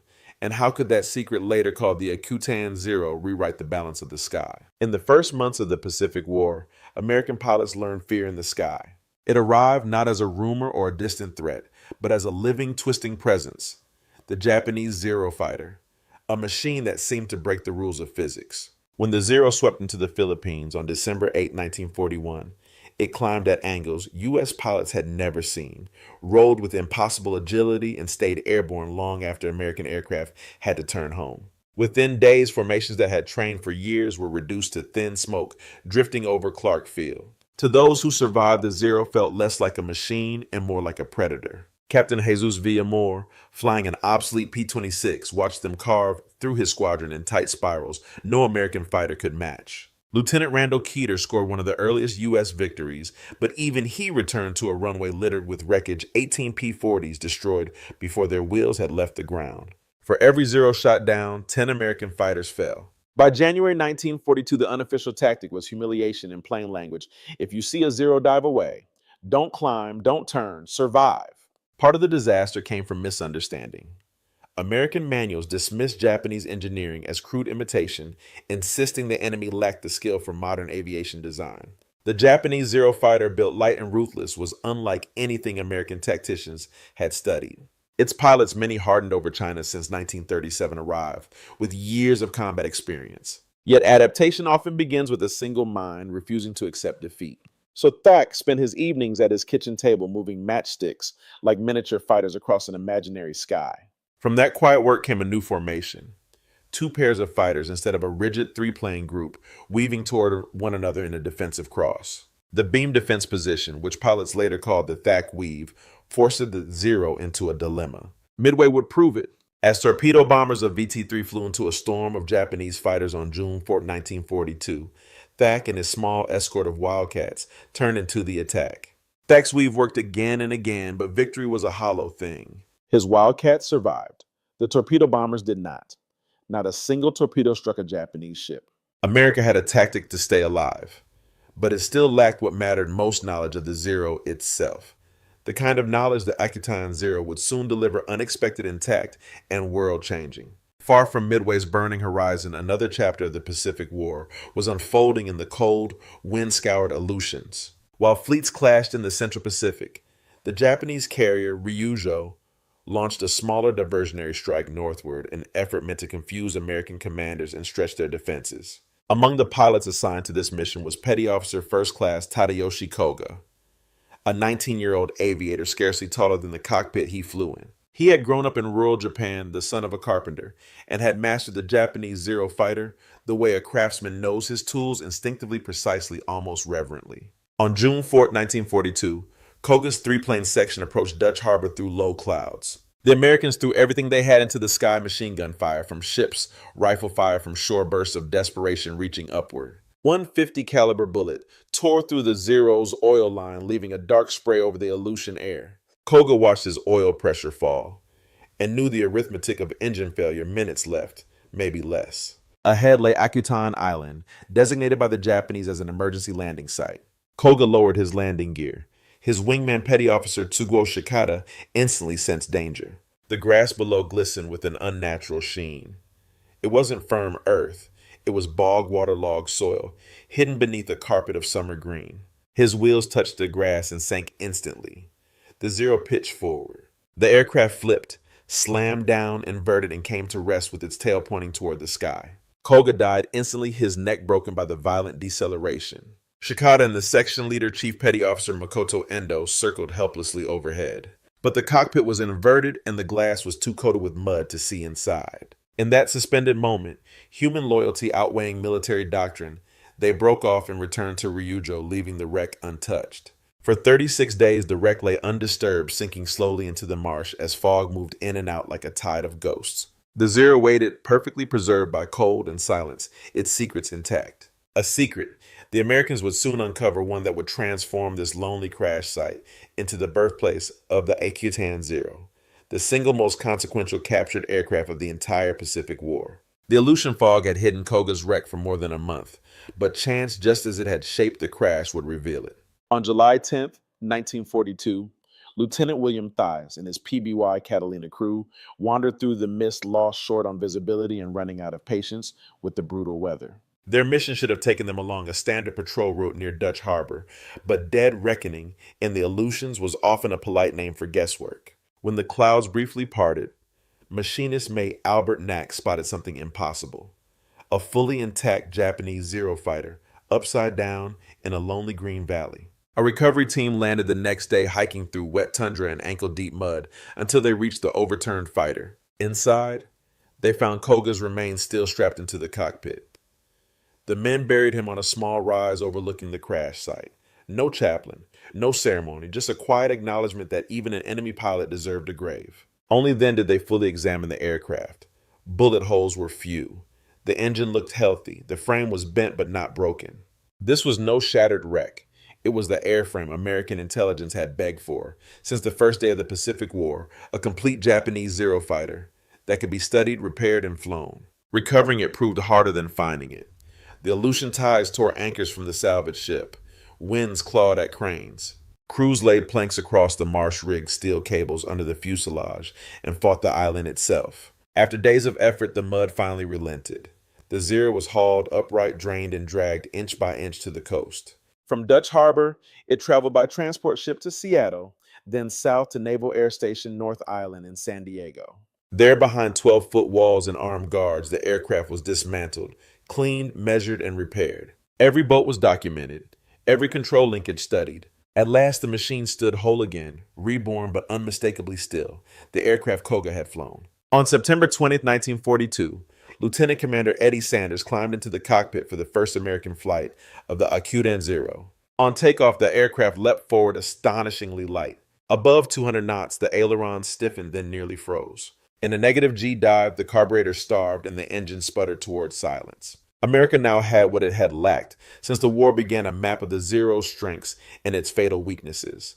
And that knowledge, painstakingly extracted from the Akutan Zero, was about to reshape the air war across the entire Pacific War. The true power of the Akutan Zero did not emerge in a laboratory or inside a classified report. It emerged in the air, where young pilots, many barely out of training, finally saw with their own eyes how to fight the machine that had terrorized them since the beginning of the Pacific War. Sanders' flight data was invaluable, but the Navy understood that numbers alone would not save lives. Pilots needed something visceral, undeniable, and unforgettable. They needed to face the Zero itself. Lieutenant Melvin Boogie Hoffman was chosen for that task. Flying the captured fighter in a series of demonstrations over San Diego Bay, he showed new aviators exactly what the Japanese Zero fighter could do, and more importantly, what it could not. At low speeds, the Zero danced around the slower Wildcats with contemptuous ease, turning inside them as if tracing circles on the sky. Students learned quickly any pilot who tried to dogfight a Zero on its terms was already dead.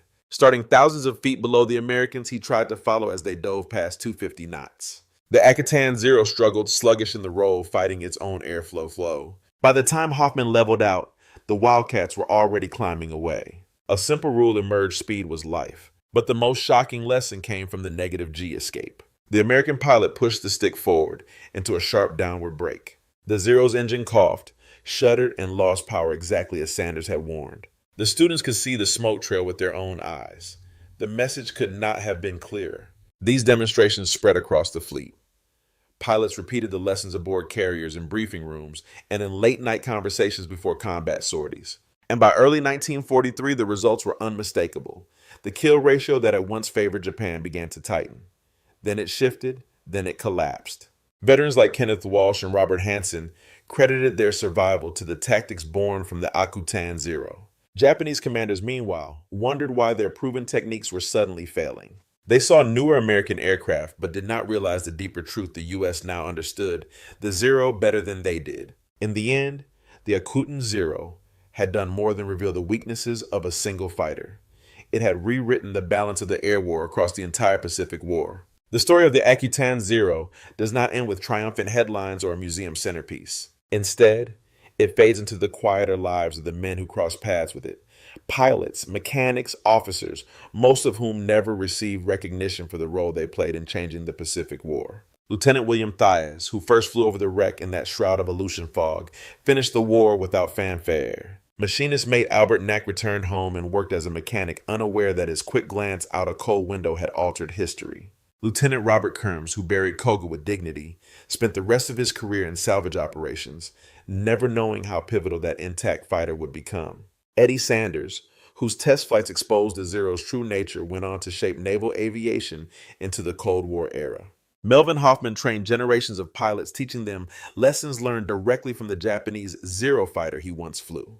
And John Thack, the tactician, whose weave saved countless lives, rose to the rank of admiral, forever linked to the doctrine that helped neutralize Japan's early advantage. Then there is Tadayoshi Koga, the young aviator at the center of it all, whose story remained incomplete for decades. He died alone in a freezing valley thousands of miles from home, yet the aircraft he piloted would echo across the entire Pacific War. Historians on both sides later agreed losing the Akutan airframe was a strategic blow nearly as severe as the defeat at Midway. In 1945, during a routine day on the tarmac at North Island, a helldiver skidded out of control and tore through the fuselage of the Akutan Zero. No dramatic blaze, no final flight, just the quiet destruction of a machine that had already given everything it could.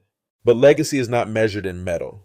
It survives in the tactics pilots trusted in the training that saved their lives. A single moment of compassion from two Japanese wingmen who could not bring themselves to fire on their friend unleashed a chain of consequences that reshaped the air war. War is often remembered for its grand strategies and mighty fleets. Yet sometimes history turns because of fog chance in the human heart. And in the case of the Akutan Zero, those small fragile moments changed the sky over the Pacific forever.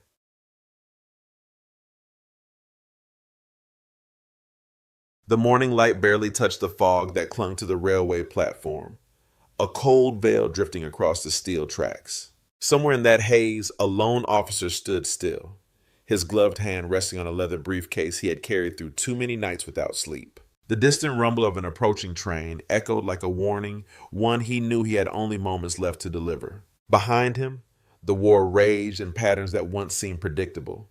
Bombers came, escorts turned back, and the sky above Germany became a battlefield, governed by routine. But on this day, something had shifted quietly, invisibly far beyond those old boundaries. Reports spoke of fighters appearing where no fighter should be.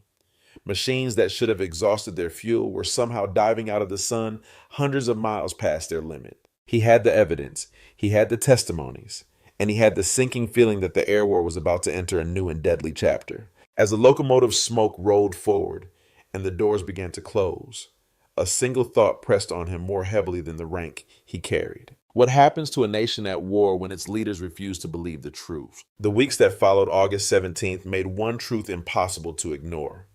The pattern Galland had warned about was no longer an anomaly. It was becoming the new reality of the air war. American fighters were appearing deeper sooner and in greater numbers than the Luftwaffe had ever anticipated. In early September, the shift became unmistakable. During the September 6th raid on Stuttgart, Major Egon Mayer, one of Germany's most innovative bomber destroyers, led his squadron into a textbook head-on assault. Mayer had perfected the tactic, understanding that frontal attacks minimize exposure to the dense defensive fire of American heavy bombers. His men approached the formation with precision, timing their dive to strike at the most vulnerable angle. But before the attack could fully develop, P-38 Lightnings plunged down from altitude positioned above and behind the bomber stream, exactly where German doctrine assumed no escorts could be. The result was chaos. 3 German fighters were shot down in the first pass. Mayer himself survived only by forcing his Bf-109 into a near vertical dive, pushing the airframe to its limits to outrun the heavier American fighter. He returned to base, shaking his squadron, shattered his tactics undone by a threat his superiors had insisted did not exist. Throughout September and October, similar encounters repeated across the Reich. German pilots launched attacks under the assumption that escorts would turn back at predictable points only to be met by American fighters lying in wait. Some units lost a quarter of their strength in a single day. The Luftwaffe's most experienced aces found themselves fighting not only exhausted machines and overwhelming numbers, but a battlefield that no longer behaved according to their expectations. Then came Black Thursday, October 14, 1943, the second Schweinfurt raid. 60 American bombers were shot down, a devastating loss for the 8th Air Force. But the German cause told a deeper story. 38 fighters lost, 42 pilots killed or wounded. Before long-range escorts arrived, the Luftwaffe could destroy 3 or 4 bombers for every fighter it sacrificed. By mid-October, that exchange rate had deteriorated to nearly 1-to-1. For Galland, the numbers carried a warning louder than any engine roar. Month by month, Luftwaffe losses were climbing. 87 fighters in June, 106 in July, 174 in August, 193 in September, 224 in October. The mathematics of attrition were turning against Germany. The Reich could replace aircraft. It could not replace pilots with 3 or 4 years of combat experience. Every seasoned pilot loss represented not just a missing cockpit, but a vanished instructor, someone who could have trained the next generation to survive. And then in December 1943, the war shifted once more. A new silhouette appeared over Europe, sleek, fast, balanced, and lethal at altitude. The P-51 Mustang equipped with the British Merlin engine had arrived. With it came a realization. Galland had feared from the moment he stood on that railway platform. The Americans had not only solved the range problem, they had introduced a fighter capable of outclimbing, outturning, and outlasting nearly everything the Luftwaffe could put into the air. The window of vulnerability the Luftwaffe relied upon had closed. A new era of air combat had begun, and it favored the side willing to confront reality rather than deny it. By early 1944, the consequences of ignoring Galland's warning were no longer theoretical. They were written into the casualty list that crossed his desk each morning. Pages filled with names he had once known as confident young pilots now marked killed, missing, or wounded. The Luftwaffe was bleeding out, and the bleeding was accelerating. The arrival of the P-51 Mustang transformed that pressure into collapse. The Mustang was not just another escort. It was the instrument that closed the final gap in the American strategy. With the Merlin engine and external drop tanks, it could fly to the heart of Germany, fight there, and still return home. For the first time, American bombers had continuous high-altitude escort from takeoff to target and back.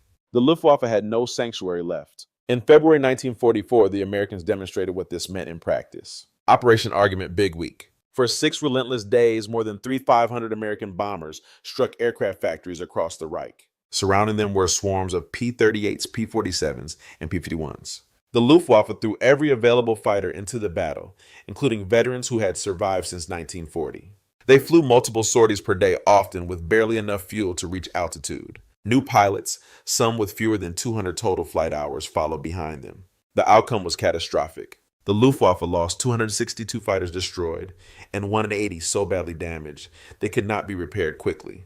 But the true cost was measured in the pilots: roughly 100 killed, 90 wounded, 43 missing. Among the dead were squadron commanders and aces whose experience could never be replaced.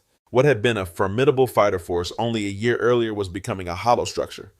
Organizational charts full of units with barely enough trained pilots to fill a briefing room. And yet the pressure did not ease. In March, American fighters began pursuing German interceptors aggressively even before the bombers arrived.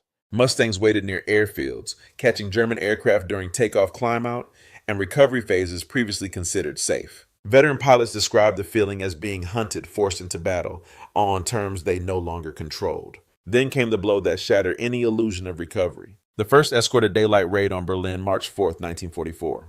More than 600 bombers crossed into the German capital, with 174 P-51s covering the entire route. 16 Luftwaffe fighters were shot down. Only 4 Mustangs were lost. The city that Goering once promised would never be touched by American bombers was now under assault in broad daylight. At the same time, the Luftwaffe's training pipeline collapsed. Fuel shortages meant flight schools received a fraction of their required allocations. Airfields were bombed, Instructors were killed or reassigned to frontline duty. By spring, new pilots arrived with barely enough hours to land confidently, let alone fight. Their life expectancy was 5 missions. 5. The Luftwaffe was no longer simply losing battles, it was losing the very ability to fight. Its future was being extinguished. One mission, one pilot, one irreplaceable loss at a time. Each loss tracing back to that morning in August 1943 when truth was dismissed as impossible. From the American perspective, the collapse of the Luftwaffe was not the result of a single aircraft or a single tactic. It was the outcome of an industrial and doctrinal approach that treated the air war as a system, not a series of isolated duels. American commanders understood that victory required more than courage in the cockpit. It demanded training pipelines, logistical depth, reliable fuel supplies, and an escort strategy resilient enough to withstand catastrophic losses like those at Schweinfurt. Where German leadership clung to assumptions, the Americans adapted. When early deep penetration raids proved unsustainable, U.S. planners did not deny the data. They changed the plan. They introduced long-range fighters, refined bomber formations, and under General James Doolittle revised escort doctrine itself. Fighters were no longer tied to bomber wings by rigid orders. They were given the freedom to sweep ahead, break up German formations, and attack interceptors during their most vulnerable moments. The goal was not merely to protect bombers. It was to dismantle the Luftwaffe fighter arm piece by piece. This adaptability reflected a broader Allied mindset. Britain and the United States viewed the air war as a long struggle of resources and endurance. Factories could replace aircraft within days. Training schools produced pilots with 400 to 500 hours of flight time, far more than their German counterparts. Even the political leadership understood the stakes. Gaining air superiority over Europe was essential, not only for strategic bombing, but for the cross-channel invasion that would decide the future of the continent. By mid-1944, that global calculus became clear. With the Luftwaffe weakened, the Allies secured the skies over Normandy, enabling the landings that opened the road to Germany's defeat. The disparity in sorties over 14,000 Allied missions on D-Day versus only a few hundred German flights revealed the consequences of years of strategic divergence. And as historians later emphasized, the turning point was not simply the arrival of the P-51 Mustang or the industrial might behind it. It was the differing responses to uncomfortable intelligence. The Allies confronted their failures and adapted. The Luftwaffe leadership rejected warnings and punished the messenger. In war, the ability to face unpleasant truths becomes its own form of strength. The inability to do so becomes its own form of defeat. The cold fog of that August morning lingers in the memory of anyone who studies the air war over Europe. A man stood on a railway platform with a briefcase full of warnings, watching the train that carried his commander and Germany's last opportunity for strategic adaptation fade into the distance. What followed was not inevitable. It was a slow, grinding consequence of a truth dismissed and a danger denied. For Adolf Galland, the years that followed only deepened the weight of that moment. He fought on, tried to rebuild the fighter arm, pleaded for changes in training technology and doctrine. He flew unauthorized missions to understand the battlefield firsthand. He watched veteran pilots die and replacements arrive with too few hours to survive. And when the jet age finally arrived in the form of the Me-262, the aircraft he believed could shift the balance, it came too late, starved of fuel and trapped within a collapsing system. Yet Galland survived the war. He survived the Me-262 being shot from under him, survived political purges, survived the collapse of the force he once commanded. Decades later, he met James Finnegan, the American pilot who had brought down his jet. Their conversation, filmed in 1979, was calm, professional, almost gentle. Two men who had faced each other in the sky spoke not of victory or defeat, but of aircraft performance, decision-making, and the thin line between life and death. In that meeting, the bitterness of war dissolved into something more enduring: respect. Galland would often be asked when he knew the air war was lost. His answer never changed. August 1943. The moment he warned his commander about fighters appearing deep inside Germany. Fighters his commander insisted could not exist. To Galland, everything that followed was simply the unfolding of that refusal. The legacy of this story reaches beyond the Second World War. It is a lesson in leadership, in the danger of comforting illusions, and in the cost of ignoring those who carry unwelcome truths. Air forces rise and fall on technology and training, but they endure or collapse on honesty. So a question remains, one that echoes far beyond the smoke of those ruined airfields. In any conflict, what costs more? In the end, the enemy's strength or a leader's refusal to see it clearly? If this story resonates with you, consider joining us for more explorations of the moments that shape military history. And if you have your own reflections about leadership strategy or the power of a single ignored warning, share them below. These conversations preserve the past, and they matter more than we often realize.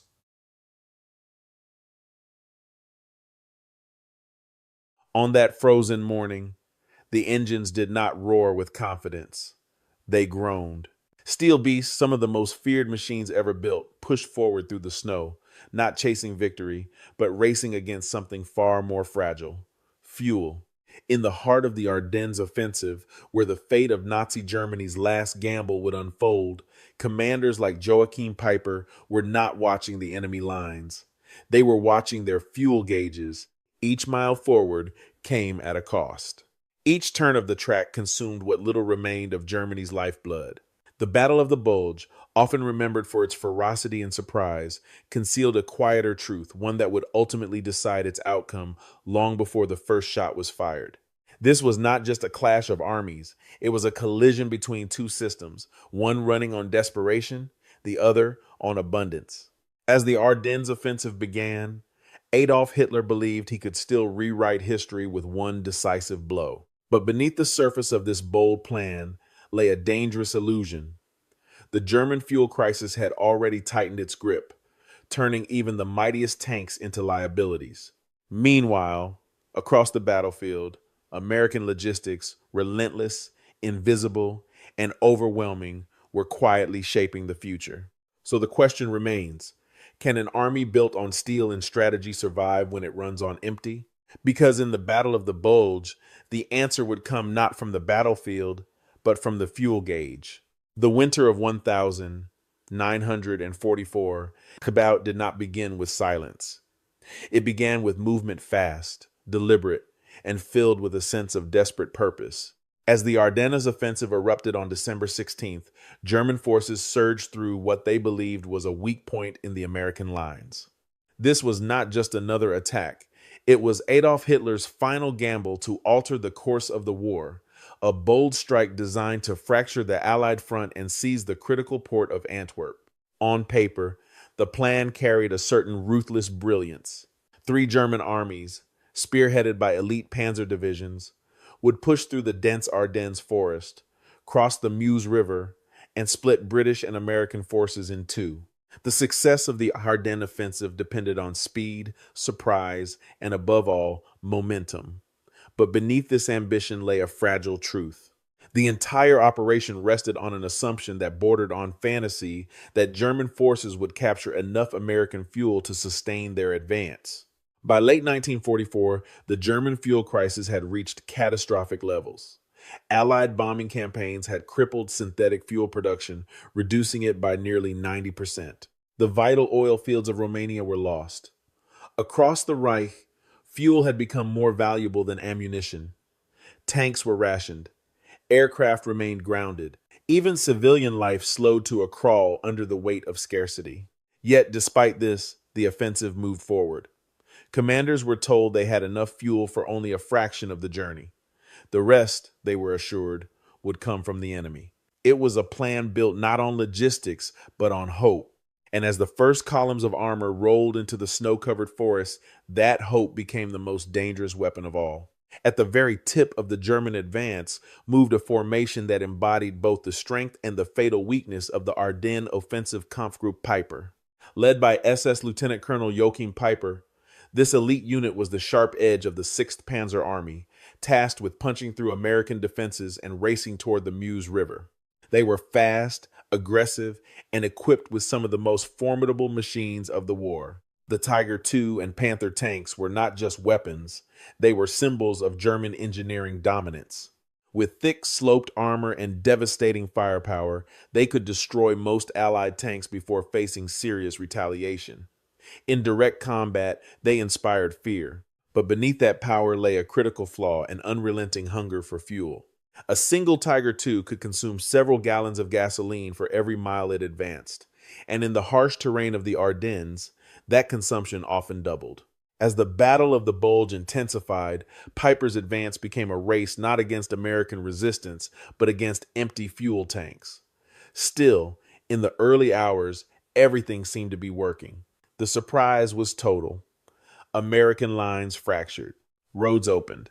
The offensive gained momentum, and for a brief moment, Hitler's desperate gamble appeared to be succeeding. Then, deep within the snow-covered forest near a small Belgian village, the Germans stumbled upon something extraordinary. Hidden among the trees was a massive American fuel depot. Thousands of jerry cans, stacked in long rows, filled with high-grade gasoline. For soldiers who had spent months rationing every drop, it felt like a miracle. Word spread quickly.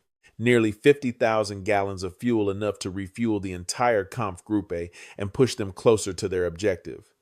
Laughter returned. Confidence surged. In that fleeting moment, it seemed as if the Ardennes offensive had found the lifeline it so desperately needed. But what they had discovered was not salvation. It was something far more devastating. The illusion did not shatter all at once. It crept in slowly, almost quietly, as German officers began to examine the details of their unexpected prize. At first glance, the captured fuel depot seemed like a turning point in the Ardennes offensive. But as documents were reviewed and supply markings studied, a far more unsettling reality began to emerge. The gasoline they had found was not rare. It was recent.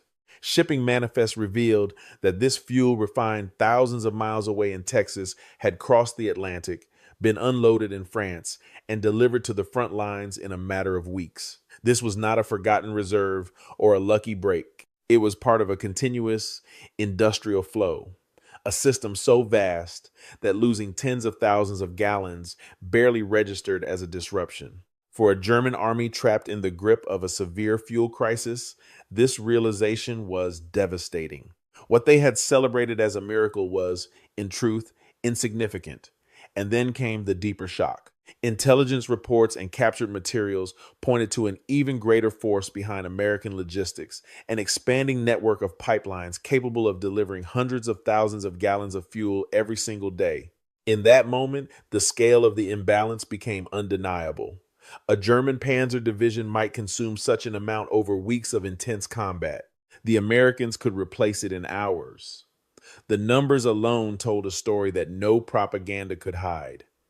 This was not a battle they could win through courage or tactical brilliance. Morale began to erode. The belief that the Ardennes offensive could succeed gave way to a colder understanding that they were fighting an enemy whose resources were effectively limitless. The battlefield had not changed. The tanks were still there. The guns still fired. But in the minds of the soldiers, something had shifted. They were no longer advancing toward victory.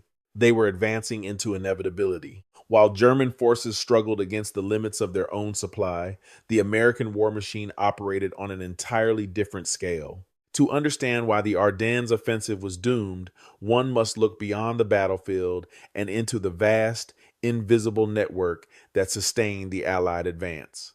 This was the true strength behind the Battle of the Bulge, American logistics. At the heart of this system was the Red Ball Express, a relentless convoy operation that kept fuel, ammunition, and supplies flowing to the front. Thousands of trucks moved day and night along designated routes, many driven by African American soldiers whose contribution became one of the most vital yet often overlooked elements of the war. In just a matter of weeks, hundreds of thousands of tons of supplies were delivered across war-torn Europe. The scale was staggering. What Germany struggled to conserve, America could distribute endlessly. But the trucks were only one part of a much larger system. Beneath the English Channel, an engineering achievement known as Operation Pluto pumped fuel directly from Britain to the European mainland.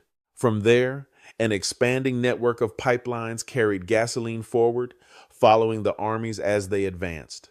It was as if the Allied forces had created their own circulatory system, one that ensured a constant, uninterrupted flow of energy to every division in the field.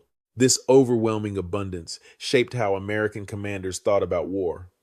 Unlike their German counterparts, they did not need to measure every kilometer against remaining fuel reserves. They could plan offensives across entire regions, confident that supply would follow. Fuel was not a constraint. It was a certainty. The contrast could not have been sharper.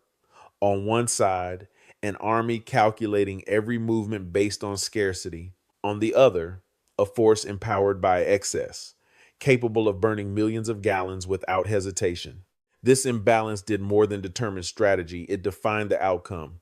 Long before the fighting reached its peak, the result of the Battle of the Bulge had already been written in pipelines, factories, and fuel depots stretching across an ocean.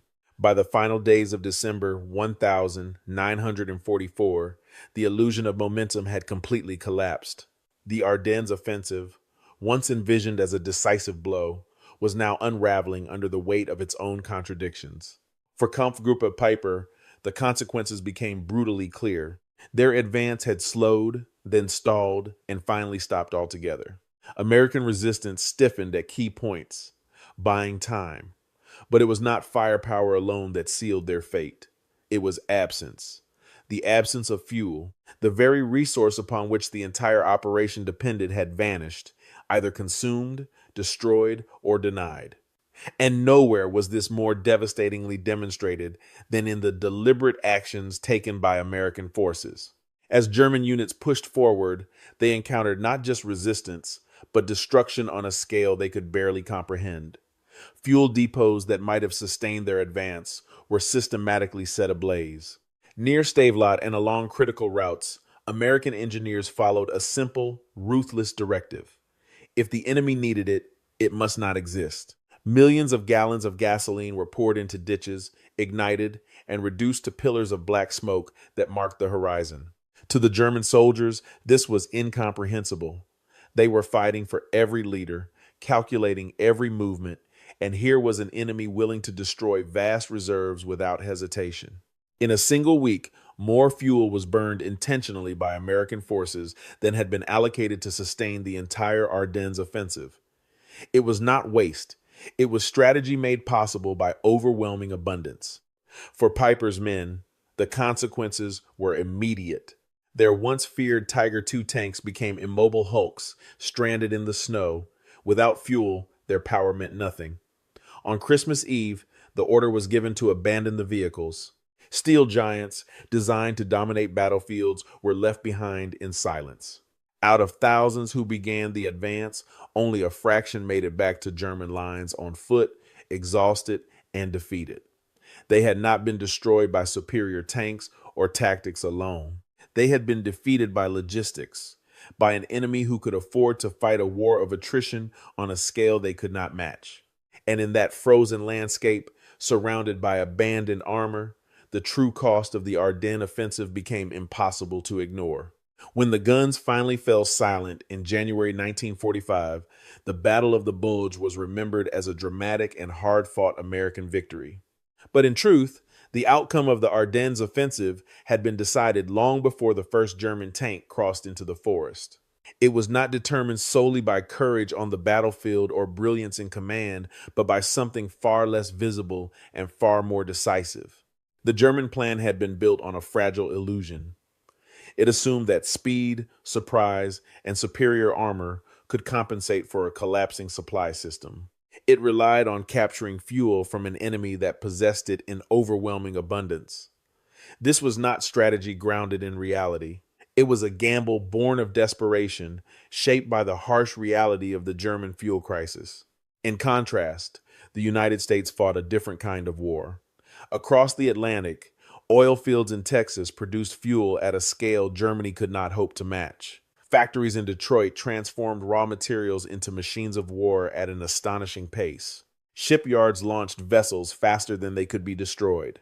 And across Europe, American logistics ensured that fuel flowed continuously to the front lines, feeding an army that never had to question its ability to move. The Ardennes offensive became more than just a failed attack.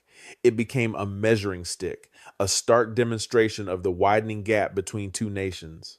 On one side stood an exhausted war machine, running on dwindling reserves and fading belief. On the other stood an industrial colossus, capable of sustaining war on a scale previously unimaginable.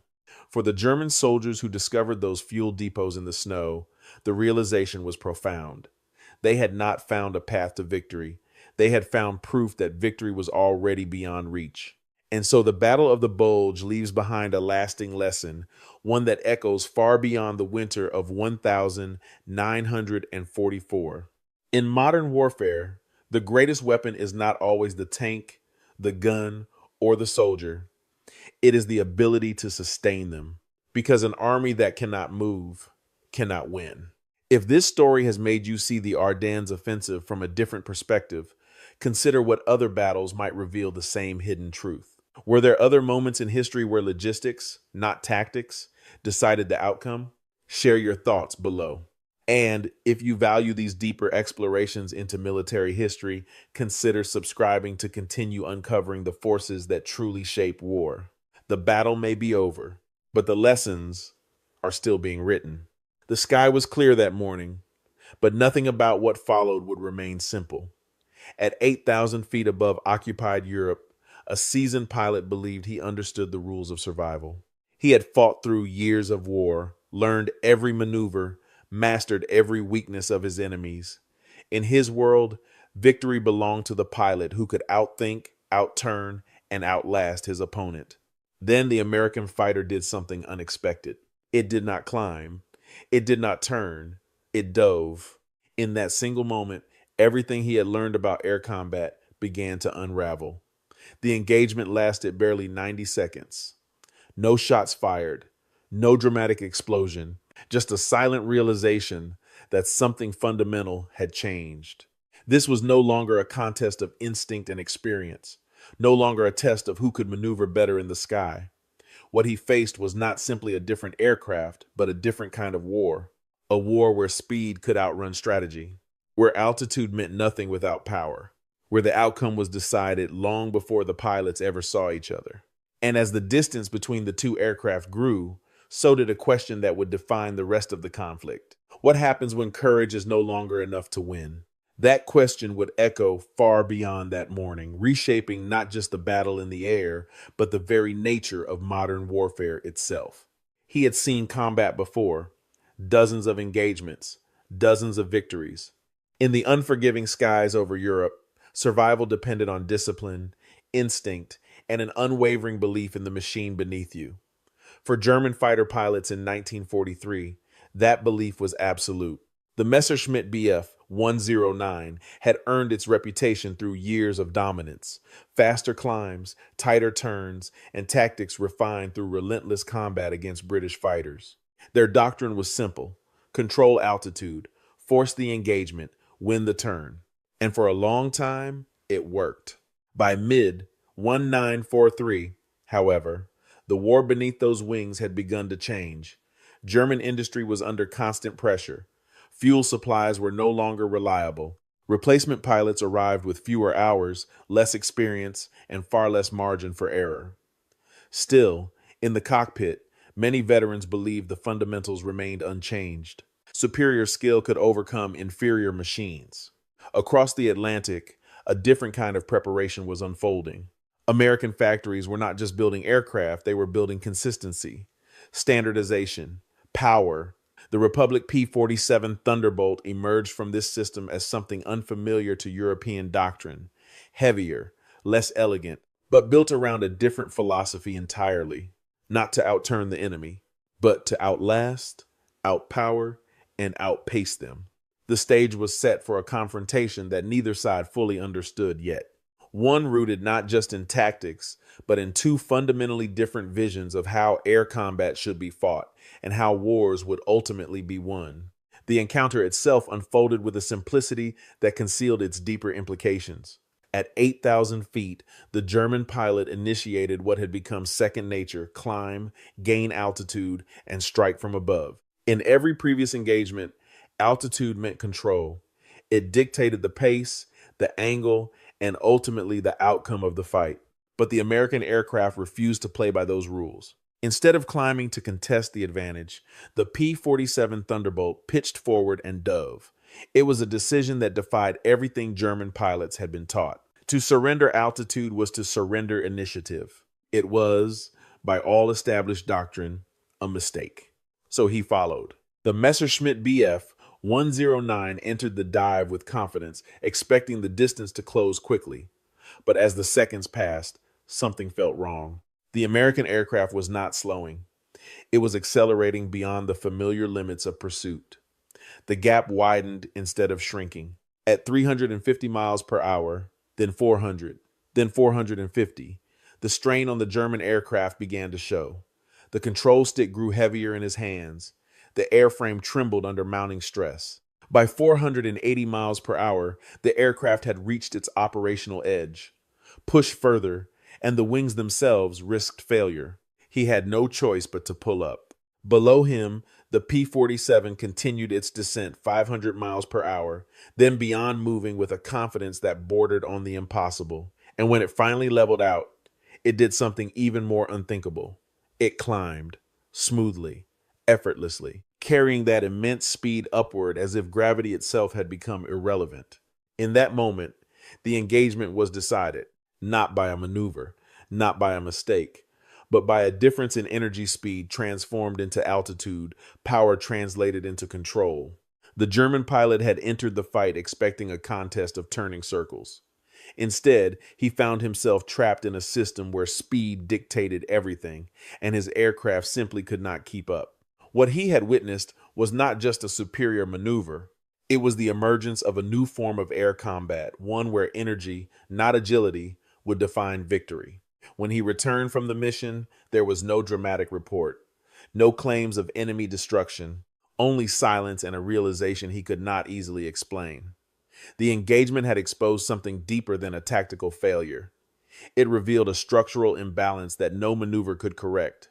On paper, the comparison still seemed close. The German fighter was lighter, more agile, designed for precision and control. But beneath the surface, the numbers told a different story. The American aircraft was powered by an engine capable of delivering far greater output, sustained even at high altitude. Its turbo-supercharger allowed it to maintain performance where thinner air would normally cripple a conventional engine. For German pilots, this difference was not immediately visible, but it was always present. By 1943, the situation had worsened. Fuel quality had declined. Engines that once performed at their rated capacity were now operating under degraded conditions. What had once been a finely tuned machine was increasingly constrained by shortages and inconsistency. Pilots entered combat without knowing if their aircraft would deliver its full potential. Across the battlefield, the opposite was true. American production was not only increasing, it was stabilizing. Engines were consistent, performance was predictable, and most importantly, the scale of manufacturing ensured that losses could be replaced faster than they occurred. This was not simply an advantage in numbers, it was an advantage in continuity. Factories in Germany struggled under constant bombardment. Production halted, resumed, and halted again. Each disruption rippled forward, delaying repairs, limiting upgrades, and reducing the number of operational aircraft available at the front. Even when engineers proposed improvements, time itself became the limiting factor. Designing a better engine was no longer enough. It had to be built, tested, and deployed, steps that required months Germany no longer had. The gap, once measured in performance, began to widen into something far more decisive. It became a gap in capacity. And in war, capacity determines endurance. Endurance determines outcome. What the pilot had experienced in those 90 seconds was not an isolated disadvantage. It was a glimpse into a larger reality, one where the balance of power had already begun to shift, long before the outcome was visible on the battlefield. From an American perspective, what unfolded in the skies over Europe was not seen as a mystery. It was the expected result of a deliberate strategy.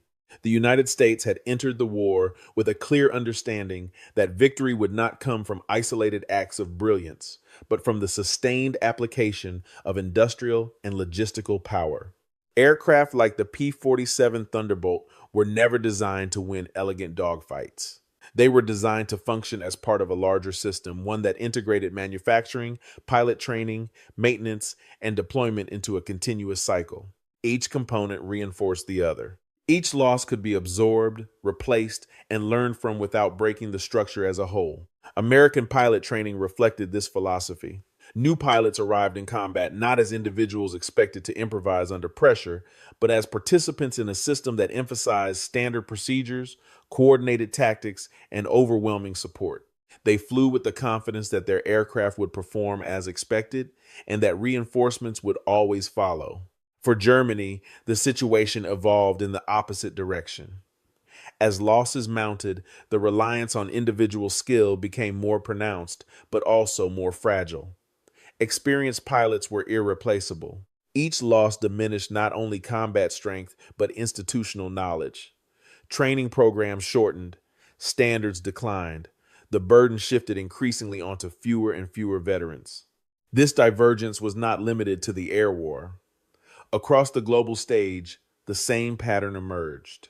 Nations that could sustain production, maintain supply lines, and adapt their systems gained a decisive advantage over those that relied on initial superiority or isolated excellence. The lesson was stark, and it extended far beyond the cockpit. Modern warfare had become a contest of systems, of economies, industries, and infrastructures. Tactical brilliance could still win battles, but only systemic strength could win wars. And by 1943, that balance had already begun to favor one side irreversibly. By the final years of the war, the outcome was no longer a question of possibility, but of time.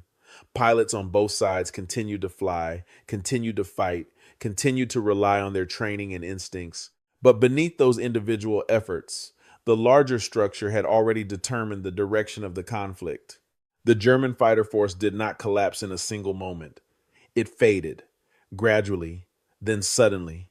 Fewer aircraft in the sky, fewer experienced pilots returning from missions. Each loss carried more weight than the last, until even small engagements began to erode the ability to sustain operations. The machines themselves remained formidable in the right conditions, but those conditions were becoming increasingly rare. Across the same skies, American formations grew larger, more frequent, more consistent. Aircraft arrived not as isolated units, but as part of a continuous presence that could not be meaningfully reduced. Losses were replaced, squadrons rotated, the system endured. For the individual pilot, this shift was difficult to accept. It challenged everything they had been trained to believe, that skill, courage, and experience could determine the outcome of a fight. Those qualities still mattered. They always would. But they were no longer decisive on their own. The legacy of that realization extends far beyond the Second World War. It reshaped how nations prepare for conflict, how militaries organize, and how power itself is understood. Air superiority, once defined by the prowess of elite pilots, became a function of production lines, training pipelines, and logistical depth. The story of that brief encounter, barely 90 seconds in the air, captures this transformation with unusual clarity. No shots were fired, no aircraft were destroyed, and yet, in that silent exchange, the future of aerial warfare revealed itself, not as a contest of individuals, but as a contest of systems. If there is a lesson to carry forward, it is not about one aircraft defeating another. It is about understanding the forces that operate beyond the visible battlefield, the factories, the engineers, the instructors, and the structures that sustain them all. Because in the end, wars are not decided in moments of brilliance alone. They are decided by what stands behind those moments. If this story made you reflect on how wars are truly won, consider sharing your perspective. What do you believe matters more in modern conflict, individual excellence, or systemic strength? Your insight might add another layer to a history that is still being interpreted today. And if you want to explore more stories like this, where the outcome of history is shaped not just by what happens in battle, but by everything that makes battle possible, stay with us for the next chapter. On that quiet August morning in 1943, the airfield in occupied France did not feel like the site of a victory. The wreckage scattered across the tarmac told a different story: twisted metal, punctured skin, and the lingering scent of burned fuel. At its center stood a machine that should not have survived the journey, a captured P-47 Thunderbolt, bulky, scarred, and impossibly intact. To the German pilots who first saw it, the aircraft was almost laughable. Too large, too heavy. A grotesque contradiction to everything they believed a fighter should be. In the ongoing World War II air war, speed and elegance had long defined superiority. This machine had neither, or so it seemed. But for one man, the sight triggered something else entirely. Oberleutnant Schultz was not there to judge appearances. He was an engineer, a man trained to see beyond shape and into structure, beyond noise and into numbers. As he approached the silent aircraft, he wasn't looking at a trophy. He was looking at evidence. And what he was about to uncover would challenge not just assumptions about the Luftwaffe versus U.S. Air Force, but the very foundation of how wars were won. Because hidden beneath the battered surface of that P-47 Thunderbolt was something far more dangerous than firepower. It was proof quiet, mathematical, undeniable that American industrial power had already begun to reshape the outcome of the war. The question was no longer whether Germany could defeat this machine in combat. The question was far more unsettling. Had they already lost a war they didn't even realize they were fighting? The aircraft sat heavy on the tarmac, its massive frame casting a shadow that seemed almost out of place among the leaner silhouettes of German fighters.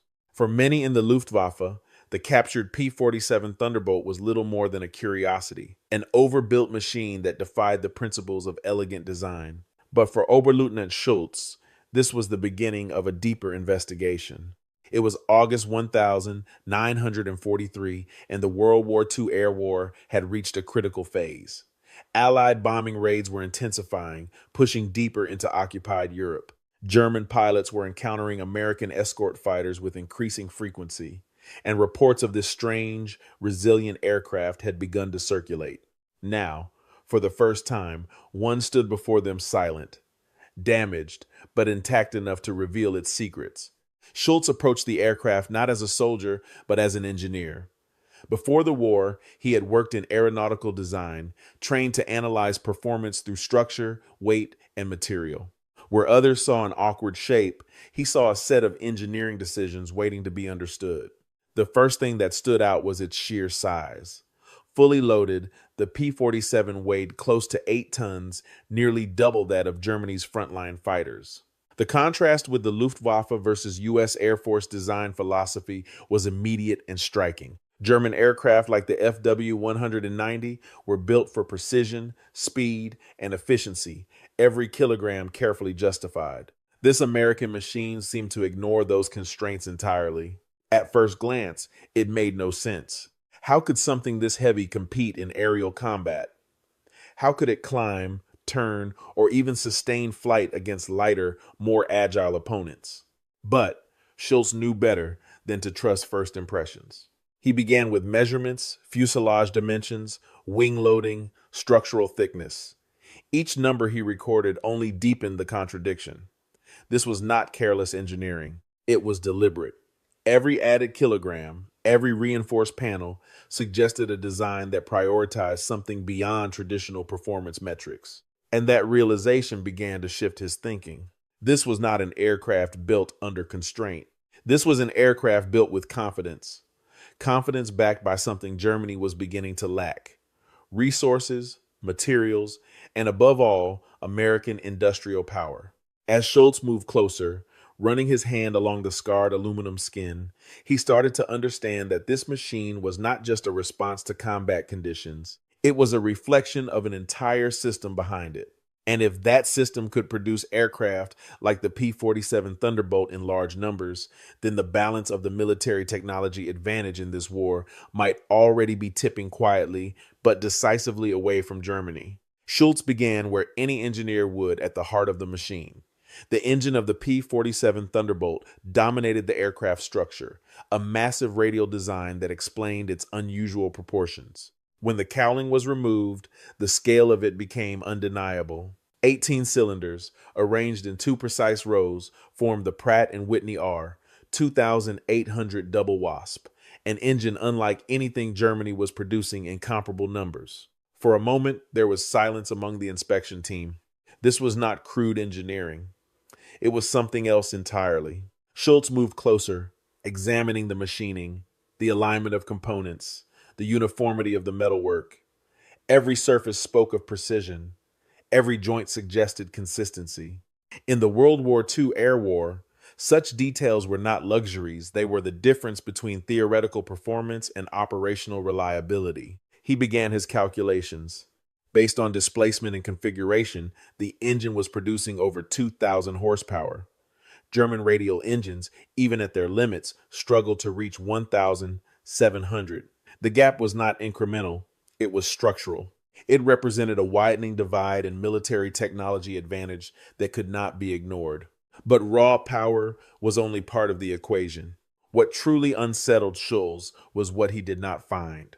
There were no signs of compromise, no inferior materials, no evidence of shortcuts in manufacturing.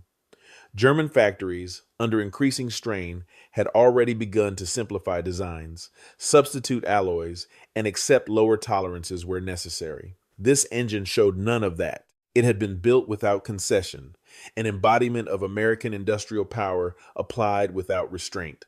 One of the mechanics pointed out a detail that seemed small, but carried enormous implications. Each cylinder could be individually removed and replaced. Maintenance could be performed quickly, efficiently, without dismantling the entire engine. Schulz understood immediately. This aircraft was not just designed to fight, it was designed to endure. And then he saw it, the system that changed everything. A network of ducting ran through the fuselage, connecting the engine to a turbine mounted further back. The turbo-supercharger system. Schulz had read about it in reports, but seeing it in person was different. Exhaust gases were being redirected to spin a compressor at extraordinary speeds, forcing compressed air back into the engine. The result was simple in theory, but devastating in practice. Power at altitude. In the high skies where the Luftwaffe versus U.S. Air Force struggle was being decided, this system gave the P-47 Thunderbolt a decisive edge. While German fighters lost performance as the air thinned, this aircraft maintained its strength. It did not weaken. It became more dangerous. Schulz ran the numbers again, slower this time. To replicate such a system would require materials Germany could no longer source reliably. Precision manufacturing at a scale already under strain. Thousands of skilled labor hours that simply did not exist anymore. He did not need to finish the calculation. The conclusion was already there. This was not a technological gap that could be closed with effort or innovation. It was a gap defined by capacity. And in that moment, standing beside the exposed machinery of the P-47 Thunderbolt, Schulz began to understand that the outcome of this war might not be decided in the skies, but in the factories far beyond them. After documenting the engine and its systems, Schulz turned his attention to the airframe itself. At first glance, the damage told a familiar story. This P-47 Thunderbolt had been hit hard. Sections of the fuselage were torn open. The wings bore the scars of repeated strikes. Cannon shells, likely 20 millimeters, had punched through areas that would have crippled most aircraft in the World War II air war. And yet, it had not fallen from the sky. It had returned. It had landed, controlled. That alone demanded explanation. Schulz moved methodically, tracing the damage patterns. He had seen what similar hits did to German fighters. Lightweight structures, optimized for speed and maneuverability, often failed catastrophically under such punishment. But here, the structure had absorbed the force. The aluminum skin was thicker, the internal framing more robust. Critical systems were not concentrated, they were distributed, redundant. This aircraft had been built with survival in mind. The realization was unsettling. In the ongoing Luftwaffe versus U.S. Air Force conflict, German doctrine emphasized precision, avoid being hit, outmaneuver the enemy, end the engagement quickly. The P-47 Thunderbolt represented the opposite philosophy. It accepted that it would be hit and ensured that it could survive when it was. Schulz paused at the cockpit. Armor plating surrounded the pilot from multiple angles. The windscreen was thick, reinforced. This was not minimal protection. It was comprehensive. The pilot inside this machine was not exposed. He was shielded. And then there was the engine.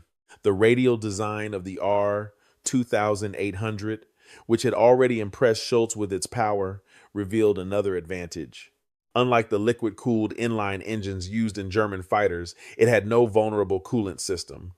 A single hit to a coolant line in a German aircraft could mean immediate engine failure. Here, cylinders could be damaged, even destroyed, and the engine could continue running. It was not elegant, but it was effective. One of the engineers assisting Schulz made an observation that seemed logical on the surface. The aircraft, he suggested, was over-engineered. Too much weight had been added for protection weight that could have been used for performance. Schultz did not disagree, but his response came after a pause. Yes, he said quietly, but they can afford it. That was the difference. Germany could not. The deeper Schultz looked, the clearer the pattern became. This was not just a different aircraft. It was the product of a different system, one that did not need to choose between protection and performance, one that could apply American industrial power to solve engineering problems not by compromise, but by scale. He continued his inspection, moving to the wings. There, the next revelation waited. 8 heavy machine guns, mounted with precision, 4 in each one capable of sustained fire, fed by ammunition reserves far exceeding what German fighters typically carried. Schultz calculated quickly thousands of rounds, delivered at a rate that would saturate any target caught in its path. In terms of military technology advantage, this was not refinement. It was overwhelming force. A brief firing pass from a P-47 Thunderbolt could unleash a volume of fire that German aircraft were neither designed nor armored to withstand. Precision became less critical when the sky itself could be filled with projectiles. Schultz wrote his notes carefully. Avoid head-on engagements. Minimize exposure. Because against this kind of firepower, survival would depend less on skill and more on avoiding the fight entirely. By the time he stepped back from the aircraft, the pattern was undeniable. Power, durability, firepower. Each element reinforced the same conclusion. This was not an aircraft designed to win individual engagements. It was designed to dominate a system of warfare. And for the first time, Schultz began to see the full implications, not just for this machine, but for the war itself. By the time Schultz compiled his findings, the aircraft in front of him had become more than just a subject of technical analysis. The P-47 Thunderbolt was no longer a machine to be understood. It was a warning to be interpreted. He requested production data. What he found was far more disturbing than any engineering detail. In 1943 alone, American factories were producing aircraft at a scale that defied conventional understanding. The numbers were not just higher, they were overwhelming. Hundreds of P-47 Thunderbolts were being built each month, with projections climbing even further. In contrast, German production, strained by resource shortages and constant disruption, struggled to maintain consistent output across all fighter types combined. This was no longer a question of military technology advantage alone. This was something deeper. It was American industrial power expressed without limitation. Schultz reviewed additional data. The engine he had examined, the R2800, was not a rare or experimental system. It was being produced in staggering quantities, not just by specialized manufacturers, but by an entire industrial network. Automotive factories had been converted, supply chains expanded, skilled labor multiplied. The implications were unavoidable. Germany was not facing a superior aircraft. It was facing a superior system of production. In the broader context of the World War II air war, this distinction was critical. Aircraft could be shot down. Pilots could be lost. But an industrial system of this scale could absorb those losses and replace them faster than they could be inflicted. Schultz ran the numbers repeatedly. The ratios did not change. American aircraft production exceeded German output by multiples. And more importantly, those aircraft were often larger, more complex, and more resource intensive. The gap was not just quantitative, it was qualitative. In the ongoing Luftwaffe versus U.S. Air Force struggle, this meant one thing: time was not on Germany's side. Every engagement, every loss, every damaged aircraft would be replaced by the Americans with increasing speed. German replacements, by contrast, would come slower, with fewer resources, and often with declining quality as the war continued. Schultz understood what this meant at a strategic level. Attrition would not be sustainable. No matter how skilled German pilots were, no matter how refined their tactics, they were operating within a system that could not replenish itself at the same rate as its enemy. He finalized his report carefully. The language was precise, controlled, but the conclusion was unmistakable. The P-47 Thunderbolt represented not just an advanced aircraft, but evidence of an industrial capacity that Germany could not match. Continued engagement under current conditions would result in unsustainable losses. It was, in essence, a mathematical conclusion, and it was dangerous. When the report was submitted up the chain of command, Schultz already understood the risk. This was not the kind of analysis that aligned with expectation. It did not reinforce confidence, it challenged it. The response, when it came, was not official, but it was clear. The findings were dismissed. Too pessimistic, too influenced, some claimed, by enemy propaganda. The assumption remained that German design, discipline, and willpower would ultimately prevail. Schultz was not surprised. He had seen the pattern before. Data that contradicted belief was often ignored, but reality, unlike ideology, did not adjust itself. In the months that followed, the skies over Europe began to change. More P-47 Thunderbolts appeared, then more still. Losses among German pilots increased. Experienced crews were not replaced quickly enough. Tactical adjustments came, but slowly and often too late. The predictions in Schultz's report began to materialize, one engagement at a time. And with each passing month, it became clearer that the outcome of the World War II air war was being shaped not only by what happened in the air, but by what had already been decided on the factory floor. Years later, when the war had ended and the numbers were no longer hidden behind secrecy, the full scale of what Schultz had seen in 1943 became undeniable. The P-47 Thunderbolt, once dismissed by some as crude or excessive, stood revealed as one of the clearest symbols of a deeper truth, one that had been visible, calculated, and ultimately ignored. More than 15,000 of these aircraft had been built.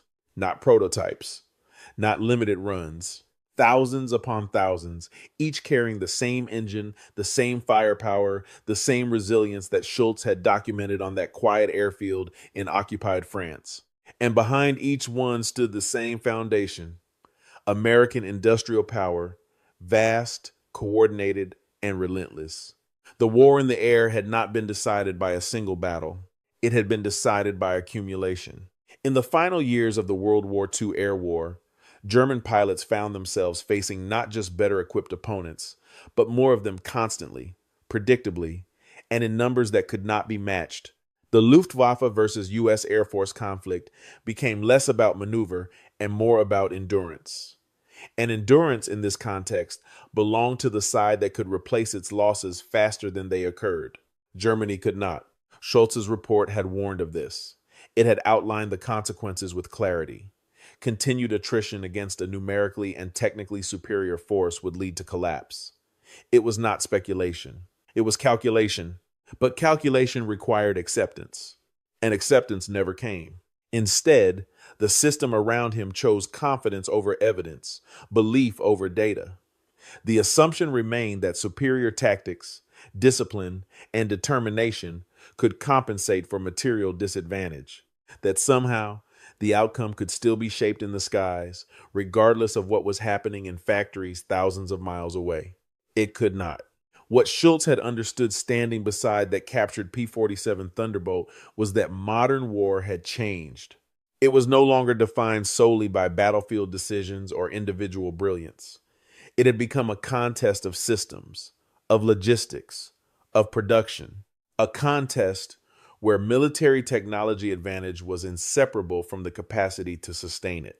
And in that contest, the outcome had already been set in motion long before many were willing to admit it.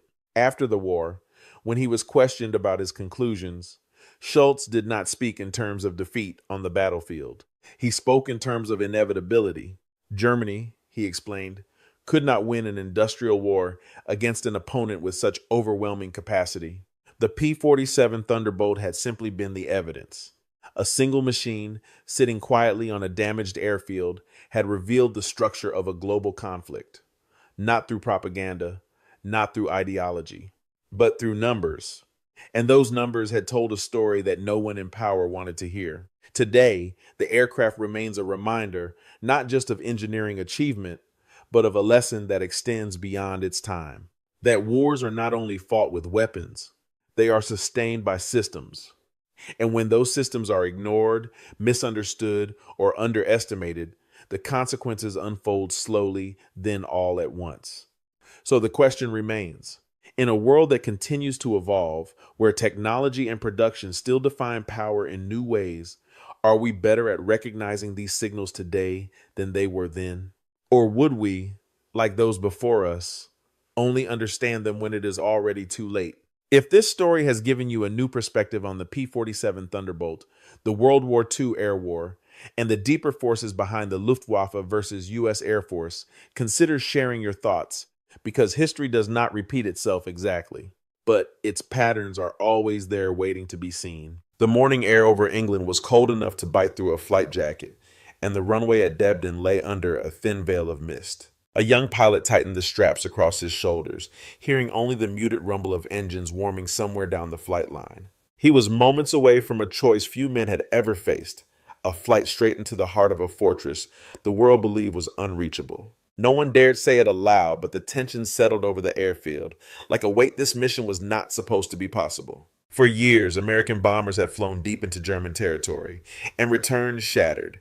Their gunners outmatched their escorts, forced to turn back long before the danger truly began. The air war over Europe was bleeding men faster than replacements could arrive, and every failed mission pressed the Allies closer to a breaking point.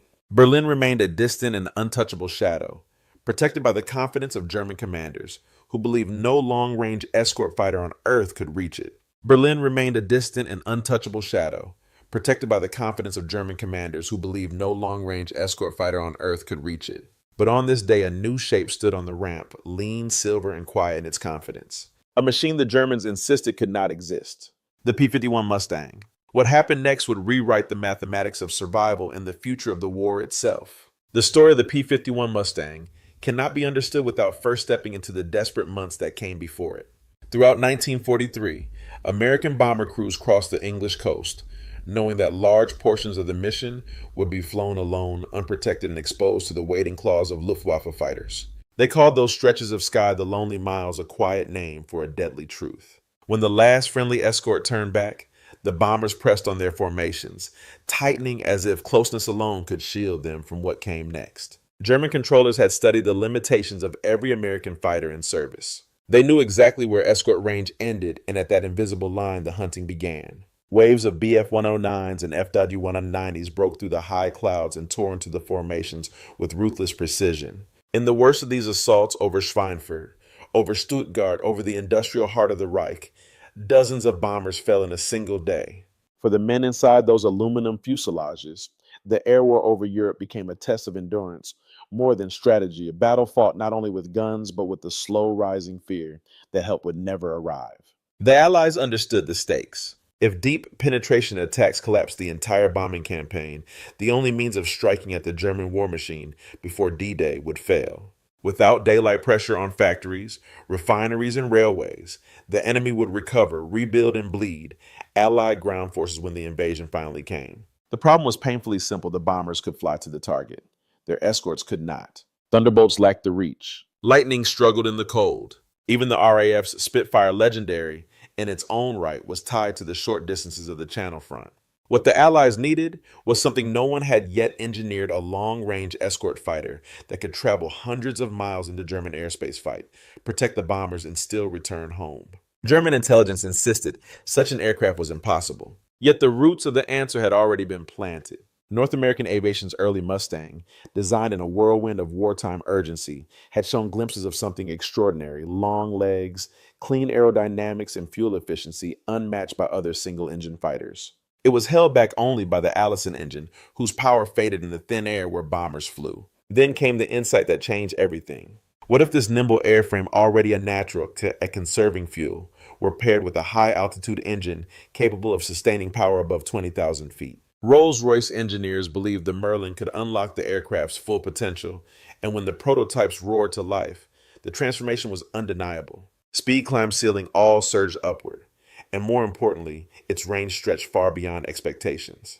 In that moment, the foundation was laid for the aircraft that would break the Luftwaffe's certainty and escort bombers deep into Germany. The machine that would make Berlin bombing raids survivable. The machine that would soon be known across Europe as the P-51 Mustang. When the redesigned P-51 Mustang finally entered combat in late 1943, the shift was subtle. At first, a deeper penetration into France. Here is a successful escort run to the German coast there. But to the men studying the charts inside 8th Air Force headquarters, those early missions hinted at something larger. For the first time, a single-engine fighter was matching the distance flown by the bombers. And each time the Mustangs returned, their fuel gauges proved the calculations were real. A door long bolted shut was beginning to open. Major General James Doolittle saw it immediately. If the Allies were to win the air war over Europe, they needed to do more than protect the bombers.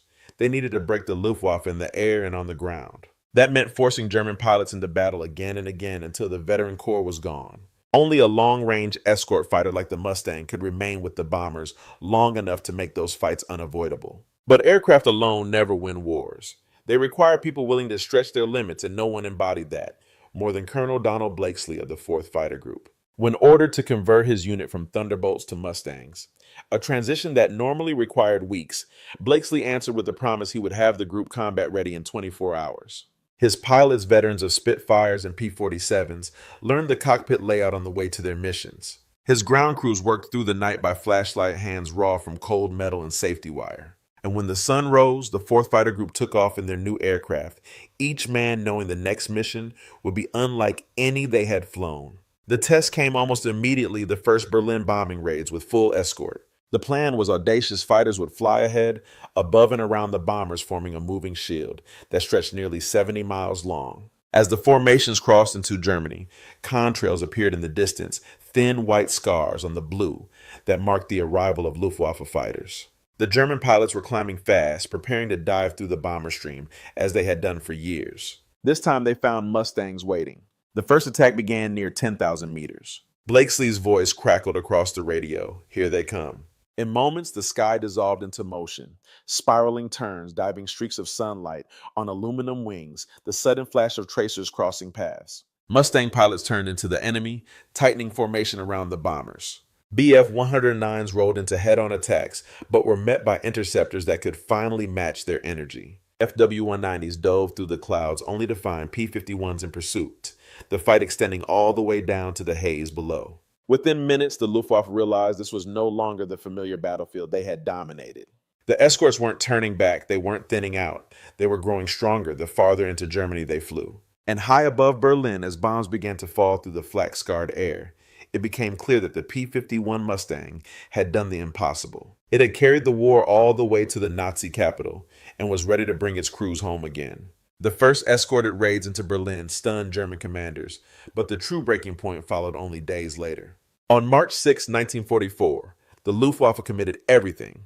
It had veterans pulled from other fronts, reserve units rushed into service, entire fighter wings thrown into the sky in a desperate attempt to crush the American advance. To them, this was the moment to prove that the earlier raid had been a fluke, that a single-engine long-range escort fighter could not possibly endure the full weight of Germany's air defense. What unfolded instead became known as Black Monday. As more than 350 Luftwaffe fighters converged on the bomber stream, the German plan shifted. Rather than attacking the bombers directly, they targeted the escorts. If the P-51s could be scattered or destroyed, the bombers would once again be exposed. It was a brutal logic, and for a brief moment, the sky over central Germany became a tangled arena where survival depended on instinct, discipline, and sheer nerve. The P-51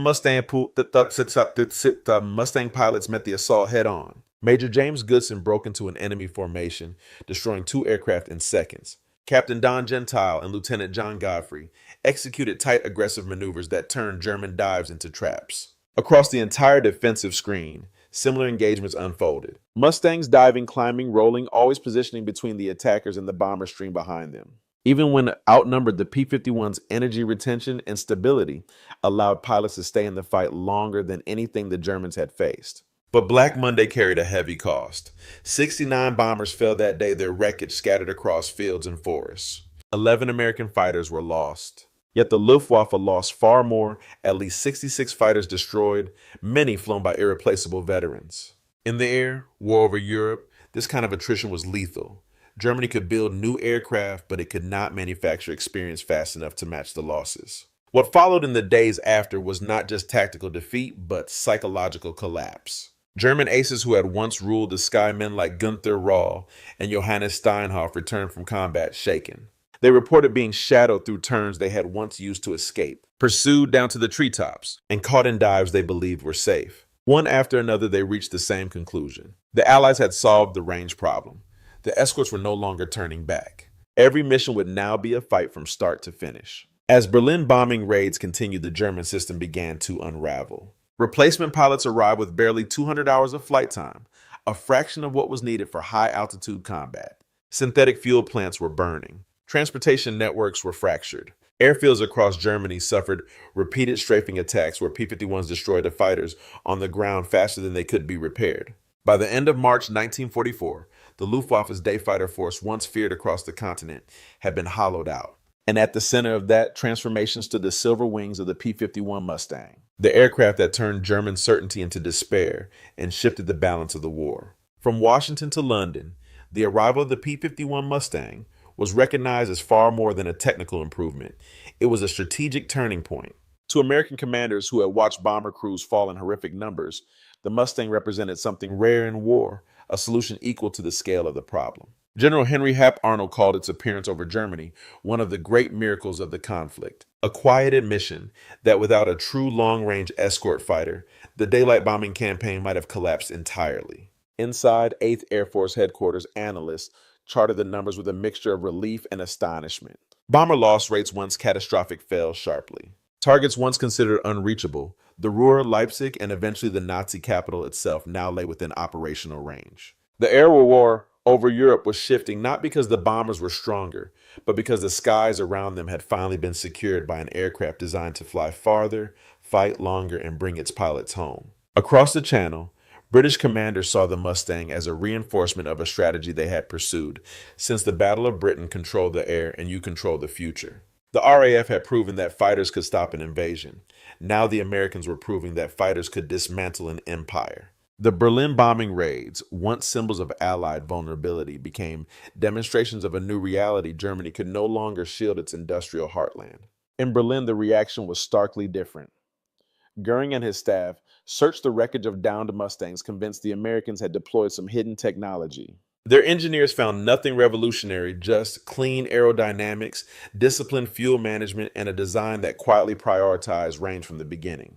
The shock was not simply that American fighters had reached Berlin.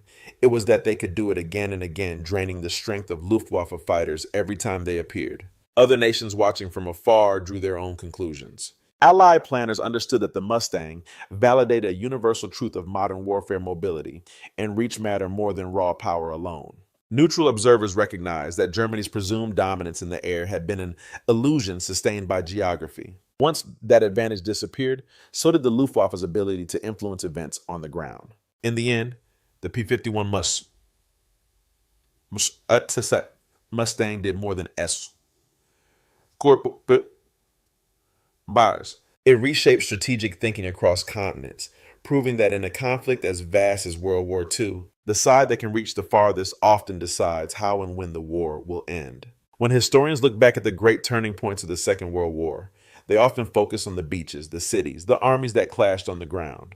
But some of the most decisive moments unfolded far above them in thin, freezing air where oxygen was scarce and decisions were measured in seconds. It was there, high above a wounded continent, that the P-51 Mustang quietly altered the direction of history. The Mustang did not win because it was the fastest aircraft or the most heavily armed. It won because it could be there over the Ruhr, over Leipzig, and finally over the Nazi capital, when no other Allied fighter could. By solving the range problem, it solved the strategic problem. Every successful escort run weakened the core of Luftwaffe fighters. Every return flight proved that the long-feared deep raids could be sustained. And every reduction in bomber losses allowed the Allied offensive to continue pressing inward, dismantling Germany's ability to wage modern war. In the long memory of the air war over Europe, the Mustang's legacy extends beyond performance statistics or battlefield victories. It transformed how nations thought about air power. Military planners learned that a true long-range escort fighter is not a luxury, it is a prerequisite for any campaign that seeks to strike deep and return alive. That lesson shaped the design philosophy of generations of fighters that followed, all tracing their lineage back to a machine that once defied German intelligence reports. But its greatest legacy may be written in quieter moments. In the faces of bomber crews who once flew into Germany believing they would never return, and who looked out their windows to see silver wings sliding into formation beside them. in the hands of ground crews who worked through rain and darkness, so those same aircraft would be ready at dawn. And in the memory of pilots who carried the weight of 6-hour missions, knowing that a single mistake could leave them alone over hostile territory. In the end, the Berlin bombing raids succeeded not simply because of machinery, but because ordinary men, engineers, mechanics, strategists, and pilots refused to accept the limits placed before them. As you reflect on this story, consider the larger question it raises. What lessons from that distant sky still matter today? And how often do we underestimate the power of solving the right problem at the right time? If this chapter of history speaks to you, I invite you to share your thoughts or stories in the comments. And if you value remembering moments that shaped our world, consider joining us for the next journey into the past. The war may have ended long ago, but the legacy of the P-51 Mustang still flies.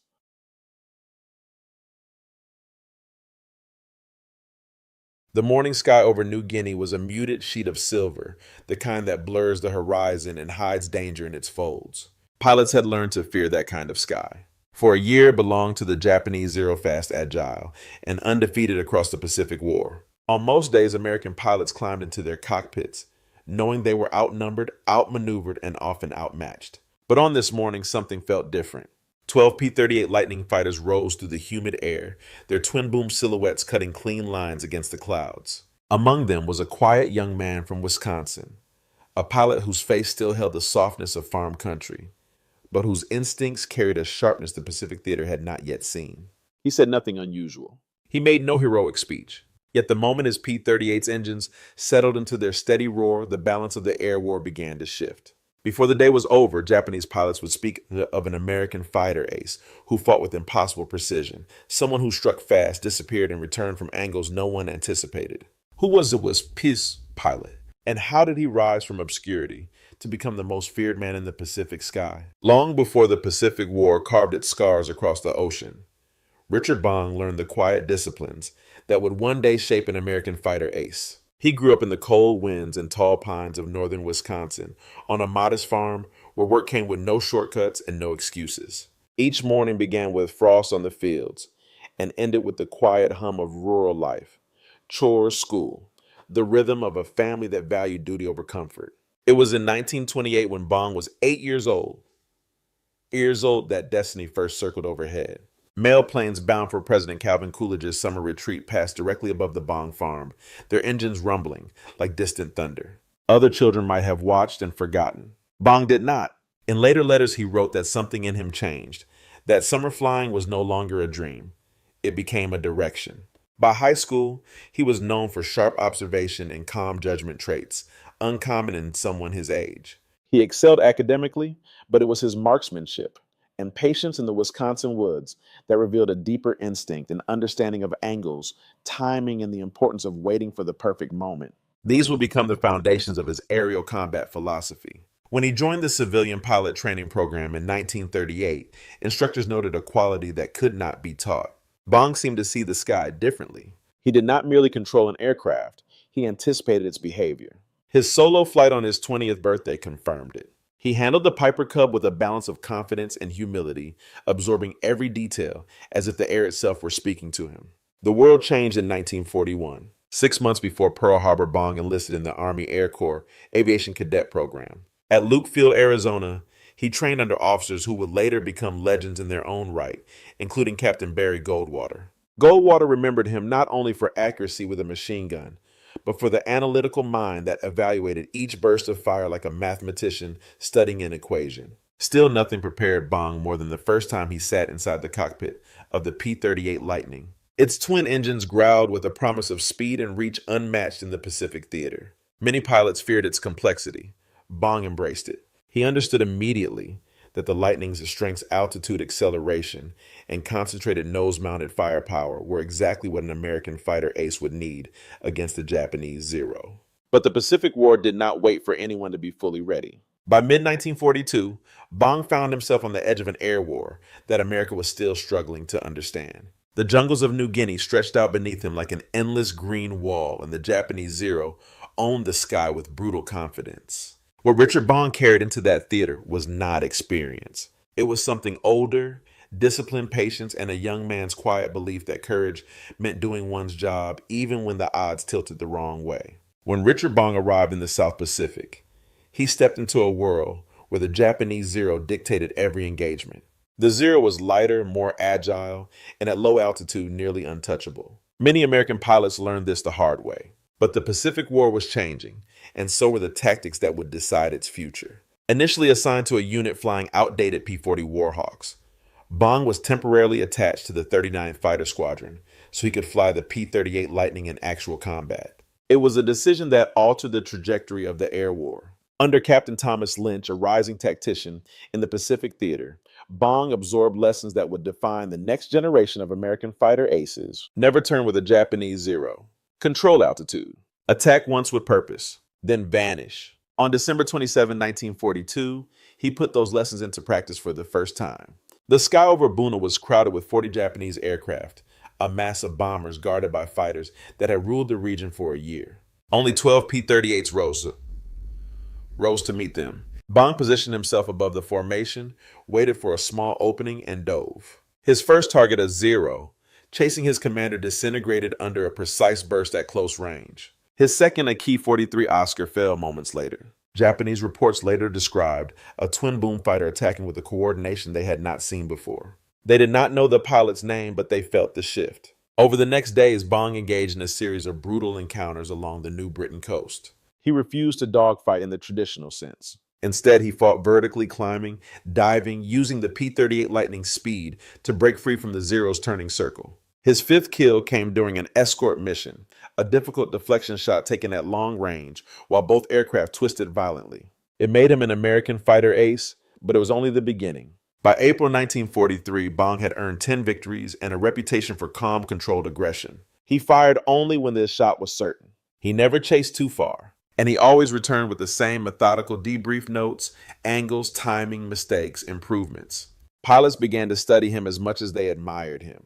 Then came July 26, 1943, near Leh. A formation of 20 Japanese fighters approached, followed by 15 more reinforcements. The odds were overwhelming. The smart move, as Bong's own wingman later wrote, would have been to wait for support. Instead, he led 3 successive attacks into the heart of the enemy formation. On his first pass, he destroyed 2 aircraft with short surgical bursts. On the second, he split the formation and claimed 2 more. His wingmen said he seemed to track multiple opponents at once, guiding their movements while executing his own.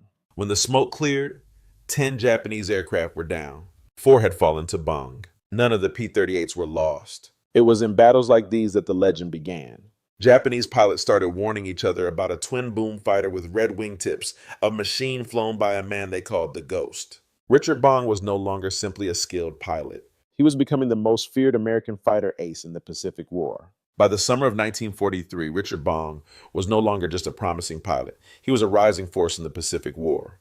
With 15 victories, he was promoted to captain, though he wore the new rank with quiet discomfort. Fame had begun to follow him, carried across the ocean in dispatches that praised an American fighter ace who fought with unmatched precision in the P-38 Lightning. Yet Bong remained focused on the one thing that mattered to him, doing his job and bringing his men home alive. What set him apart was not bravado, but restraint. Many pilots chase glory. Bong chased certainty. He refused to fire unless the shot was perfect. He refused to risk his wingmen for a chance at another kill. In a war that often rewarded aggression, he chose discipline and survived because of it. Then almost abruptly, the war gave him a brief reprieve. In late 1943, General Kenney sent Bong home for rest, though the deeper purpose was clear. Losing America's top prospect in the Pacific would have been a blow to morale. During that leave, Bong met Marjorie Vatndal, a young woman from his home region whose intelligence and warmth disarmed him more thoroughly than any Zero pilot ever could.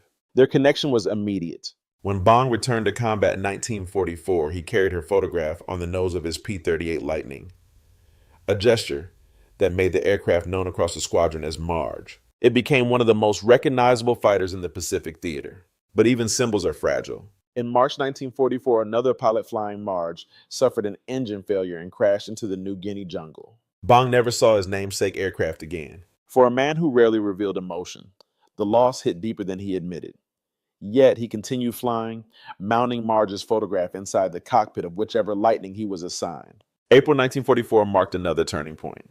With his 27th victory, he surpassed Eddie Rickenbacker's World War I record, becoming the highest-scoring American fighter ace in history. Letters poured in. Newspapers celebrated him. Life magazine published his photograph. Americans finally had a hero to champion in a war whose early years had felt uncertain. Bong appreciated the praise but wanted none of the spotlight. He wrote to Marge that he felt guilty being away from his squadron, guilty standing on stages while others risked their lives in the Pacific War. Yet the tour achieved its purpose. War bond sales surged, enlistments rose, and workers in American factories found renewed motivation, knowing pilots like Bong depended on their hands. When he returned to the Pacific in late 1944, General Kenny reassigned him to headquarters as an advanced gunnery instructor. He was allowed to fly, but not to seek combat. Bong immediately found the loophole. If combat found him, he could respond.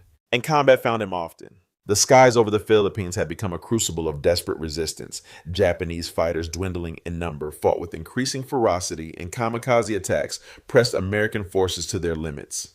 Through these months, Bong's victories climbed to 30, then 35, and finally 40, all confirmed by gun camera footage and witness reports. His attacks remained the same close-range bursts, 2 or 3 seconds at most, followed by a steep climb out of danger. It was methodical, deadly, and uniquely his. On December 12, 1944, General Douglas MacArthur presented him the Medal of Honor at Tacloban Airfield. 5 days later, Bong scored his 40th kill. Both Kenny and MacArthur agreed his war was over. He had given more than enough. Richard Bong left the Pacific War as America's undisputed ace of aces. But history was not finished with him. From the American perspective, Richard Bong's rise offered something the nation desperately needed: proof that the United States could outthink and outfight a seasoned enemy in the Pacific War. Newspapers called him the Ace of Aces, a title that carried both admiration and weight. Factories hung his photograph near assembly lines.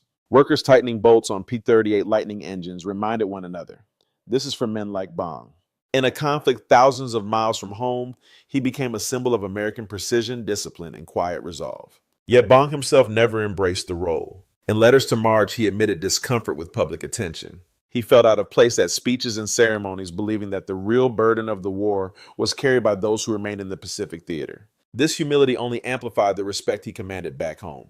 To many Americans, he represented an ideal, the citizen warrior who fought because duty required it, not because glory beckoned. Across the ocean, however, the name Richard Bong carried a very different meaning. Japanese pilots began warning new aviators about a twin-boom fighter with red wingtips of P-38 Lightning flown by a man they nicknamed the Ghost. After-action reports in the final years of the Pacific War reveal a shift from confidence to anxiety. The Japanese Zero had dominated early battles, but it was designed for maneuverability, not durability. Against Bong's energy tactics, high-altitude approaches, steep diving attacks, and rapid disengagement, the Zero stood little chance. Saburo Sakai, one of Japan's most respected aces, later admitted that the appearance of the P-38 changed the psychological balance of the war.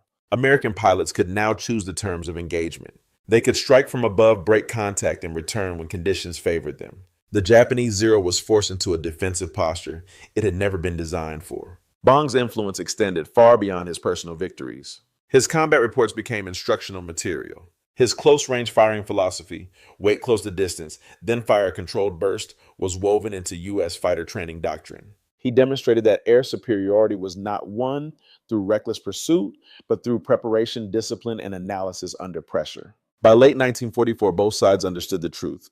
Richard Bong had reshaped the air war in the Pacific theater. He had become more than an American fighter ace. He was proof that mastery in the sky depended not only on the aircraft, but on the mind guiding it. For Richard Bong, the war ended not in the cockpit of his P-38 Lightning, but in the quiet sun of a California afternoon. On August 6, 1945, the same day the world learned of Hiroshima, America's greatest fighter pilot climbed into a jet that represented the future of aviation. The P-80 Shooting Star accelerated down the runway, lifted cleanly, and then faltered. A failing fuel pump, a split-second decision, and too little altitude to survive the fall. After more than 200 missions in the Pacific War, after defeating the Japanese Zero again and again, the Ace of Aces lost his life than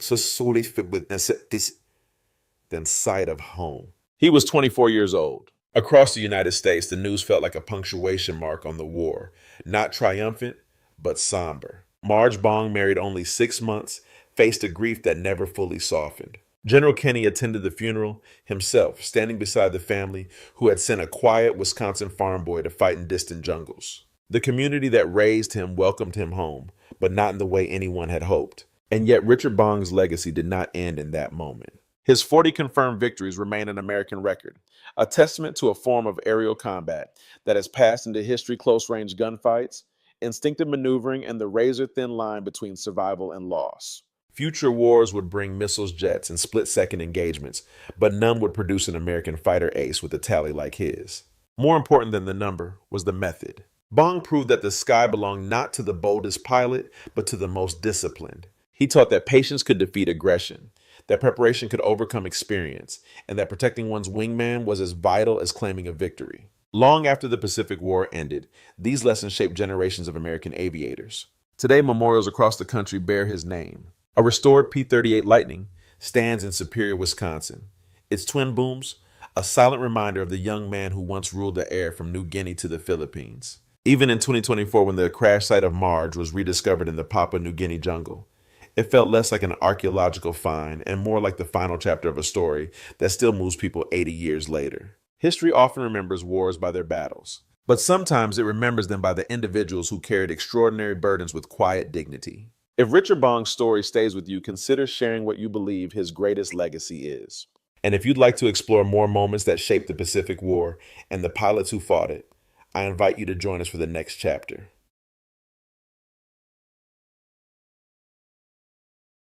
The first light had not yet touched the surface of the Pacific when a lonely silhouette moved across the dark water, its engines humming with a steady, unhurried rhythm. Inside the cockpit, the crew could see little beyond the faint glow of red instrument lights and the shifting texture of waves below. Yet they knew that somewhere out there, beyond the horizon and the night, history was waiting for them. In the Pacific War, dawn often decided the fate of thousands. This was no sleek fighter, no fast bomber built for glory. It was a PBY Catalina, a WW2 flying boat so slow that its own crews joked it was a clay pigeon with engines. But on this morning, speed meant nothing. What mattered was the ability to endure to search mile after empty mile until the truth revealed itself. They had done this routine hundreds of times: lift off in darkness, sweep the ocean, and return long after the sun had set. But today felt different. The air seemed tighter. The silence felt heavier. Somewhere over the curve of the earth, an enemy fleet was moving. And the question that hung in the cabin was simple, heavy, and unmistakably human. Would they find it before it found them? The moment the Catalina's hull lifted off the water at Midway that morning, the men aboard knew they were stepping into a stretch of sky where survival depended on patience more than power. The PBY Catalina, a WW2 flying boat that could barely outrun a modern truck, was the Navy's best hope of solving the greatest problem of the Pacific War: finding the enemy in an ocean too vast to comprehend. It was June 4th, 1942, and no one at Midway knew where the Japanese carriers were, only that they were coming. Lieutenant Howard Adi had flown these long arcs for months. His crew knew the rhythm by heart: take off before dawn, climb to cruising altitude, line up on a compass heading, and sweep the ocean in silent concentration. There was little drama in it, just hours of monotony, the hum of radial engines, and the steady search for shapes that rarely appeared. But routine can be its own form of tension. Every flight carried the possibility that nothing would happen until everything did. That morning the air felt different, as if the horizon itself were bracing for impact. Midway had been on high alert for 3 days. Every pilot had been briefed, every bomber fueled, every Marine fighter on standby. The Japanese strike force, 4 carriers, battleships, cruisers, destroyers, was somewhere beyond the curve of the earth. If the Americans failed to locate it, the Battle of Midway would begin with the island engulfed in fire.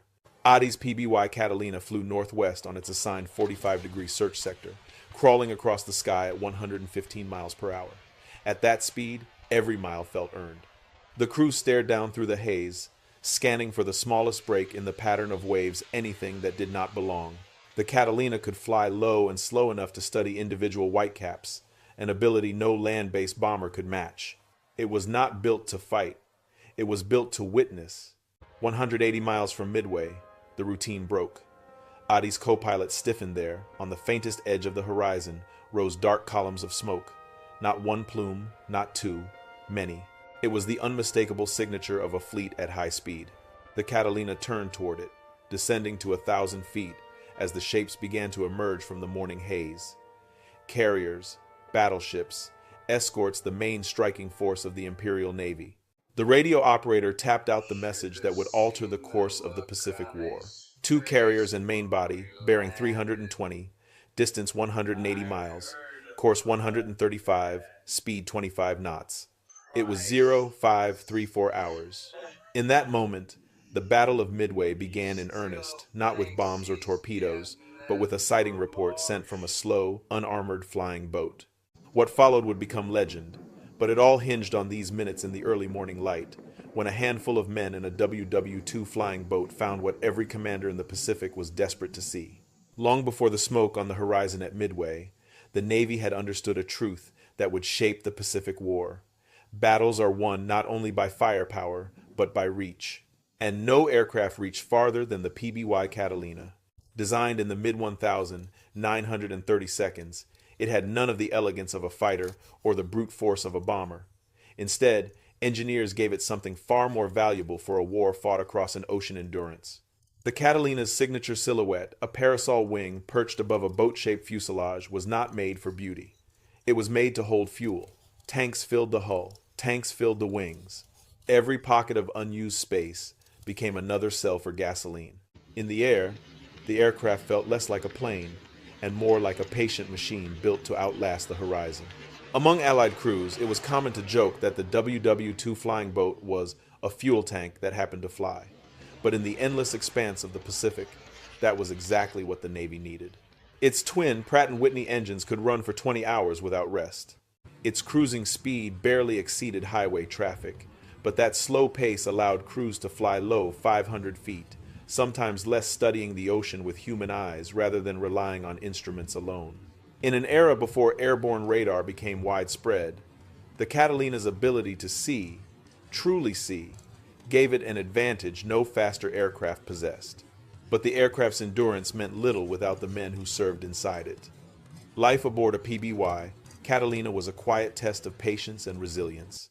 Behind the cockpit lay narrow bunks where off-duty crew tried to sleep through engine noise that rattled every rib of the fuselage.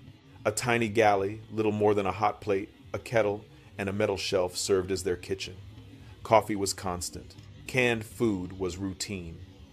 Over the course of the Pacific War, Vienna sausages became both an inside joke and a symbol of the long, lonely hours above the sea. Comfort did not exist. Early in the war, the cabin had no heating system. Flying in the North Pacific, crews wrapped themselves in blankets and sat close to the bulkheads for warmth. In the South Pacific, sunlight turned the aircraft's blister windows into greenhouses that baked the crew through their uniforms. Sweat and numb fingers were part of the job. Still, the men adapted. They rotated positions to stay alert. Pilots traded duties in steady shifts. Gunners leaned against the blisters, watching for shapes on the water that might mean danger or survival. And as the war expanded, so did the Catalina's reach. From Alaska to Australia, across island chains barely large enough to appear on maps, the WW2 flying boat became the Allied eye on the ocean. The PBY Catalina could launch from lagoons too small for airstrips and return to harbors that were little more than sheltered coves. In a conflict defined by distance, it brought the horizon closer each day, one slow mile at a time. As the Pacific War intensified, the missions of the PBY Catalina began to evolve. What had started as a slow, methodical watcher of the sea soon became something far more dangerous and far more unpredictable. When daylight skies became dominated by Japanese fighters, American crews searched for an advantage in the only hours the enemy could not fully command: the darkness. That was when the Black Cat squadrons were born. Crews stripped the Catalina of its blue-gray paint and coated every surface, wings, hull, even the national insignia in matte black. At night, a WW2 flying boat of that size should have been impossible to hide. Yet, under a moonless sky, the aircraft dissolved into the darkness. Pilots learned to use island silhouettes to mask their approaches, flying at altitudes so low that waves sometimes broke against the hull. The Catalina, once a symbol of patient reconnaissance, became a predator. Their targets were the fast destroyers of the Tokyo Express ships that ran supplies to Japanese forces under cover of night. Anti-aircraft guns waited on every deck. Searchlights scanned the waves, but the Black Cats attacked from angles the enemy never expected. They dropped bombs, depth charges, even improvised weapons when nothing else was available. One crew famously lobbed homemade Molotov cocktails through the open blister windows, watching the flames scatter across the deck of a Japanese submarine. The risks were constant and unforgiving. Flying a large, slow aircraft at wave height in darkness was its own form of gambling. The horizon could vanish without warning. A moment of disorientation could send a Catalina into the sea. Even without enemy fire, crews were lost to fog, weather, mechanical failures, and the simple cruelty of the night. Of the original Black Cat aircraft deployed to Guadalcanal, more than half were gone within 2 months. Yet the successes were undeniable. On the 21st of February 1943, Lieutenant William Goff and his crew approached a Japanese destroyer near Kolombangara. Hidden against the dark mass of the island, they closed the distance until the ship's wake glowed white beneath them. 2 500-pound bombs fell from the Catalina. Both hit. The destroyer erupted in flame and slid beneath the water, a testament to what a patient, deliberate attack could achieve. But the Catalina's greatest legacy did not come from delivering destruction, it came from saving lives. By 1943, as operations stretched across thousands of miles, American air crews faced a new and relentless danger, going down over open water with no guarantee of rescue. The PBY Catalina changed that. These search and rescue missions, later known as Dumbo missions, became lifelines for pilots who once believed that ditching meant certain death. Crews risked everything, landing in high swells or enemy-controlled waters to pull survivors aboard. Some rescues became legend. Eddie Rickenbacker, America's greatest ace of the First World War, survived 24 days adrift before a Catalina spotted his raft. Lieutenant Nathan Gordon made 3 landings under enemy fire to save 15 men near Cavien, earning the Medal of Honor. But most rescues were quiet, unrecorded acts of humanity, moments when a slow WW2 flying boat slammed into rough water, held itself together, and lifted broken men from the edge of death. In the long night of the Pacific War, the Black Cats struck fear, but the rescue crews restored hope. Across the enormous distances of the Pacific War, the PBY Catalina did more than fly missions, it reshaped how commanders understood the battlefield. In a theater where fleets could disappear into the horizon, where storms erased entire task forces from sight, the Catalina became a bridge between uncertainty and decision. Its reports shaped carrier strikes. Its radar guidance led ships through blinding fog. Its quiet presence over distant seas taught strategists a lesson that would echo far beyond the 1,940 seconds. Information is the first weapon of modern war. American commanders quickly realized that the Catalina's endurance could anchor a new style of warfare. Long before airborne early warning systems existed, modified PBYs carrying early radar acted as the Navy's first eyes in bad weather or darkness. During the Aleutian Campaign, radar-equipped Catalinas guided surface ships through conditions so disorienting that vessels sometimes lost sight of each other. Without those slow-moving aircraft, the assault on Attu would have unfolded in chaos. But the Catalina's impact went far beyond the U.S. Navy. Across the world, Allied nations embraced the aircraft for the same reason America had. It could reach where nothing else could. The Royal Air Force flew Catalinas across the North Atlantic, hunting U-boats that haunted Allied convoys. The Royal Canadian Air Force guarded remote coastlines where storms were harsher than any enemy. The Soviet Navy used them in the Arctic, where daylight vanished for months and the cold tested every bolt and fitting. In Australia,